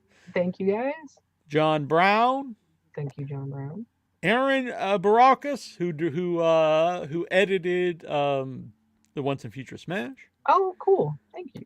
Joe Need Bala. Joe. That's Diablo Joe, exactly. Reviewer for Without Your Head. Very bright, has passed in the film industry. Cool dude, Diablo Joe. Colleen, I believe she does not want me to say her last name, so Colleen. who we met at the last ever limb. She became part of the Without Your Oh, Head okay. I community. thought you meant we met, and I'm like, No, oh, we not. I No, like her, but none of I us don't have think met we met. No, we never met. Actually. Okay. I met you She's online. cool. She's very cool. Bruce Briscoe, Double I don't B know from Bruce Canada. Briscoe, but thank you, Travis Sandal. Travis. Thank you. Brian Matthew Clutter, who I'm actually the godfather of his son. He asked me, and I was like, okay, let's. Interesting. Was Yeah. that from someone you knew from a long time ago? Just on the internet, so. Really? Yeah. So, all right. So earlier, Sean was saying he's the godfather to someone because they wanted to make sure if they died, Sean would be like the taking over parent. So. Yeah, I didn't know there was. I just thought it was like a name, but then I found out like there is like stuff involved. So yeah, hopefully the Clutters live a long, healthy life, so they'll never be. My buddy here. It's not just because Nasty Neil doesn't want to take care of it. Right. Exactly. Now I say his name a very particular way, and that is Jonathan Jackson.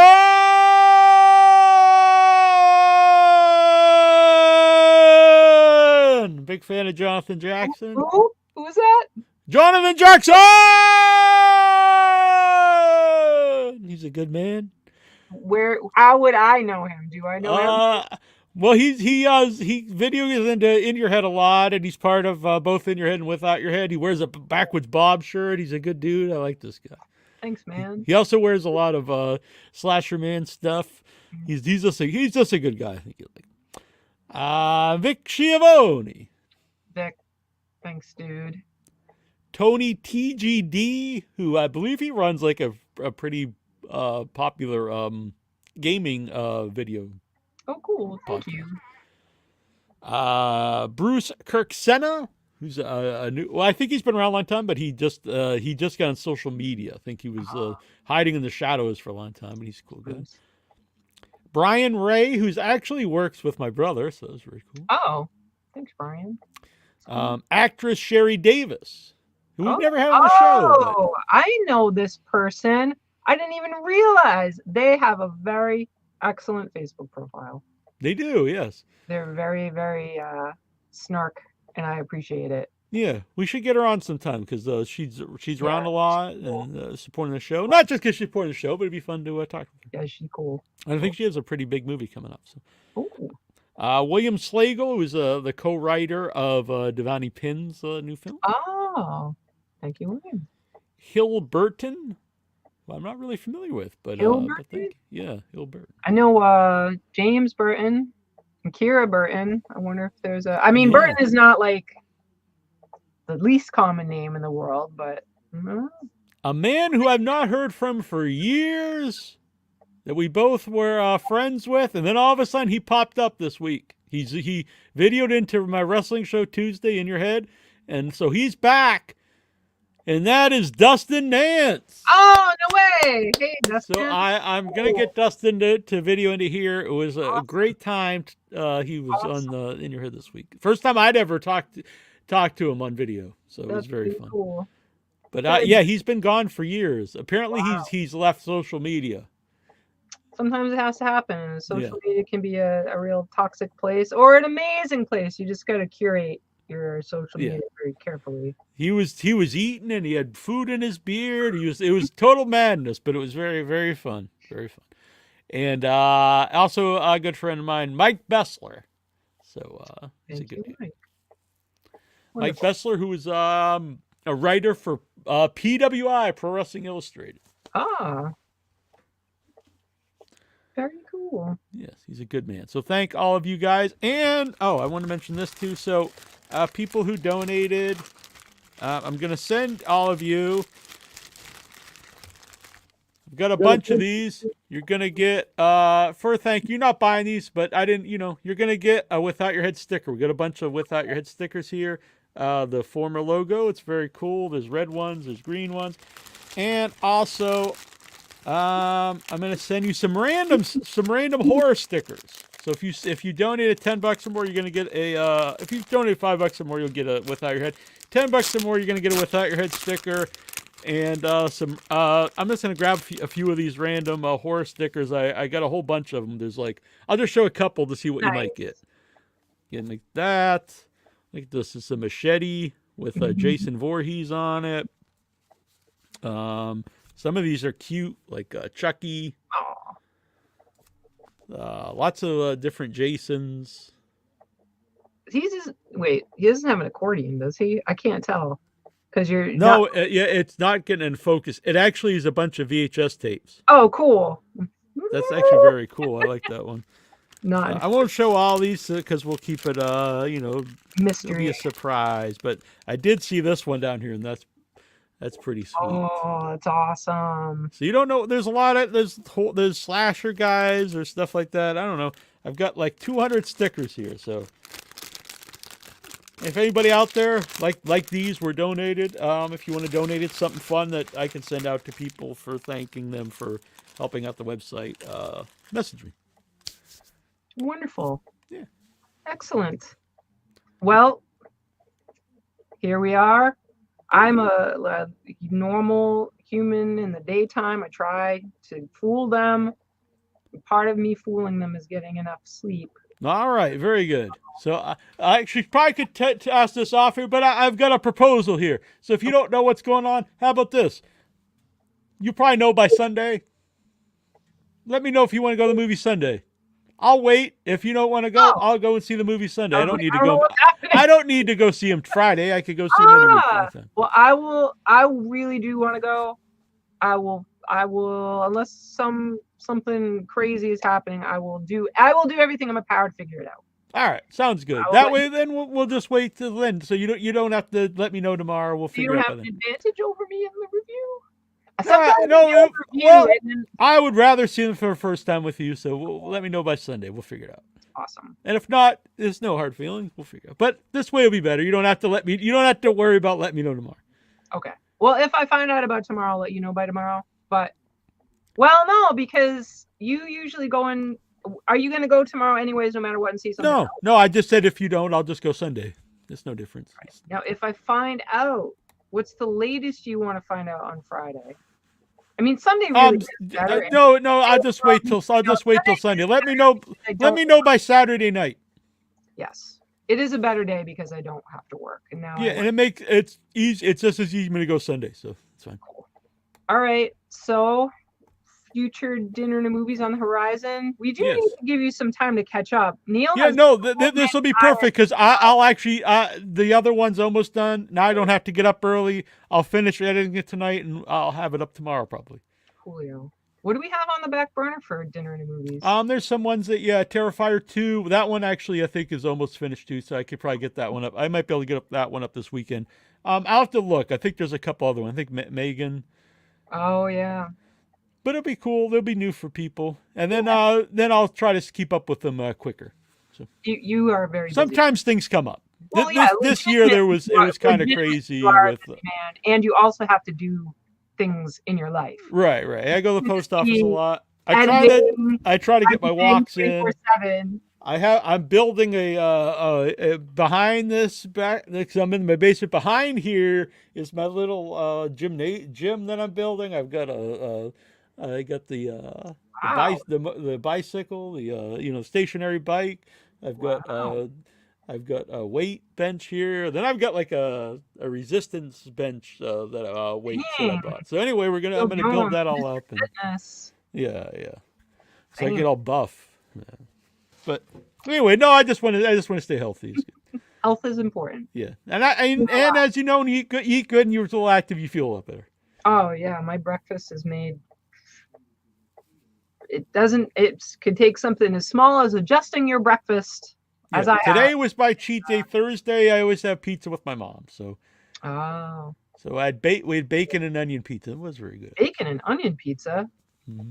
Interesting. I like both of those things. Yeah, I have. I don't know why she wanted that. I was like, okay, and I'll be honest, it tasted really good together. But it is. The onions kind of melted, and then you had I don't know. It was a good combination. You should pop Colleen's comment up on the screen. Yeah, I just getting swole. Yeah. I'm on testosterone boosters. My doctor suggests no, but none of that. Taking no roids, no funky supplements. No, the supplements I tell like a vitamin C and That's stuff like you that. can do normal things. All right. Not So- that it's up to me to give you permission, but you're No, being healthy, so just stay healthy. Yeah. Should I play this little clip? It's only a minute. This is the one I was going to show originally. That it probably tied more into the first movie. I have it queued up. So Sure? I don't know what you're talking about. it's a previously heard on Without Your Head. Okay. I thought it tied in more to their first movie, but then ended up showing the Linnea Quigley one, which is probably not appropriate for the first movie. Probably not. I think it really asked the audience, like, to kind of look at things differently. Because, like, if you were in this situation, we've seen a similar thing in movies, but now you're put in the position, what would you actually do? That's exactly right. You know, it asks this provocative question. If you had a minute alone with someone who killed your loved one, would you take it? Mm-hmm. And I think even though, like, I think the movie doesn't even take itself too seriously through many moments, but yet that's what I loved about it too. But I think it asks this provocative question. I think you can leave maybe talking about, you know, religion, morality, justice. Look, at the end of the day, it's a revenge tale, right? Which is the oldest story in the book. However, like, it's as old as Shakespeare writing about love. But it's told in a little bit different of a way. And especially with the character that I play being a man of the cloth, you're kind of like, it's an interesting question to ask him.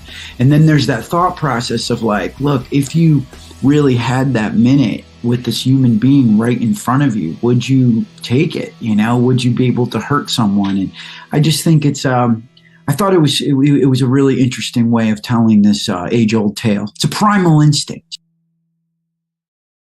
Well, that's from movie Retaliators, which it had a theatrical release last year, and then and now I believe it's on video on demand. I really recommend it. It's you know, probably kind of flew under the radar, but as he said there, it's a really good setup. It's a guy's daughter is killed, and then someone, you know, presents him with the offer. They have him, the person who did it, to you know, torture, whatever he wants to do to him. He has, you know, and does he take it or doesn't he? I think it's a really good setup for a movie, and it's a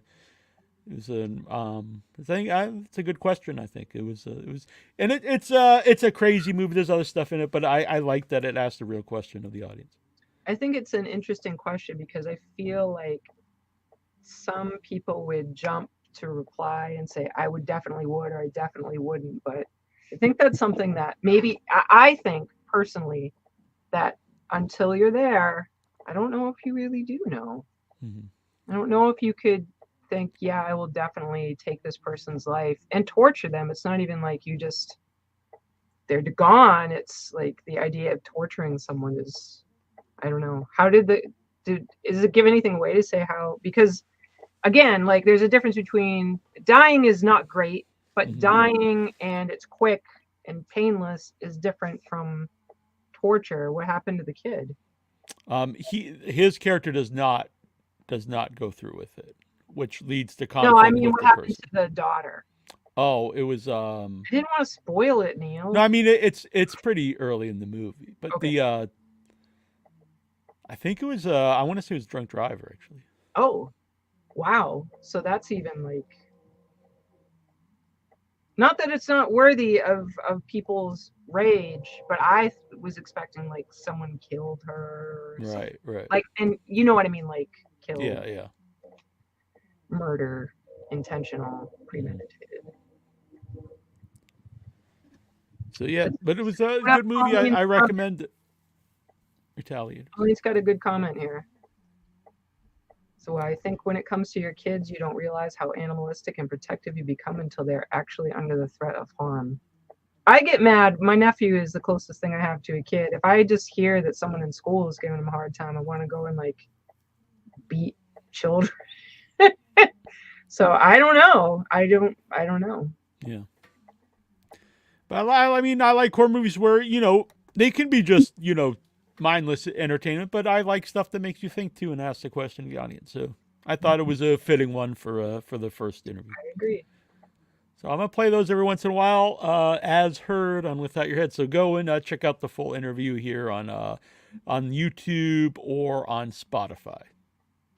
There's other places too, but those are the two main ones. So if they were going to look it up, what would they type into the world to find it? Retaliators.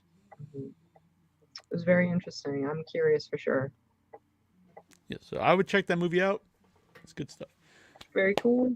All right. So we will be back next week. Glad to be here. Thank you, everybody. I love having you back. It's definitely it's much more. It's a lot of fun, and I think it's beneficial to the show. And I like doing the after shows. It's good. What? You're so funny. What? It's beneficial to the show. Like. Well, I don't want to just say, "Hey, it's cool to talk with you," and the show sucks because you're on. But I think it helps. It also, I think the show's better with you on too. So I want you to know that it's not just, oh yeah, it's fun that you're on. Thank you. You're welcome. Vic Schiavone says, good show, guys. Check out Nefarious, Vic. He hasn't seen it yet. Check it out. I think you will like it very much. If you can see Nefarious, find it. It's really, really interesting. For everybody, but Vic is a spiritual man. Mm-hmm. So I think it will be interesting for him to see. Yeah. Yeah. So we're gonna play us out with music of the month here. Strange Nocturnal. Ooh, it's been around the show on and off for a long time. And thank you everybody so much for being here and supporting us and just being just supporting the show and being cool and interested in what we have to say, and thanks. Yeah, thank you, everyone. We love everybody out there. I keep seeing comments pop up, so I have to check them here before we go. Colleen is cool. Yeah, Colleen rules. I hope you love it. It's cool. It's really good. Oh, good. She's gonna. Yeah, it's still playing at the AMC. So. All right, guys. All right. So, and if any bands out there interested in being future Music of the Month, email me at withoutyourhead@gmail.com. We'll need one for May. And until then, here we go. Here is Strange Nocturnal.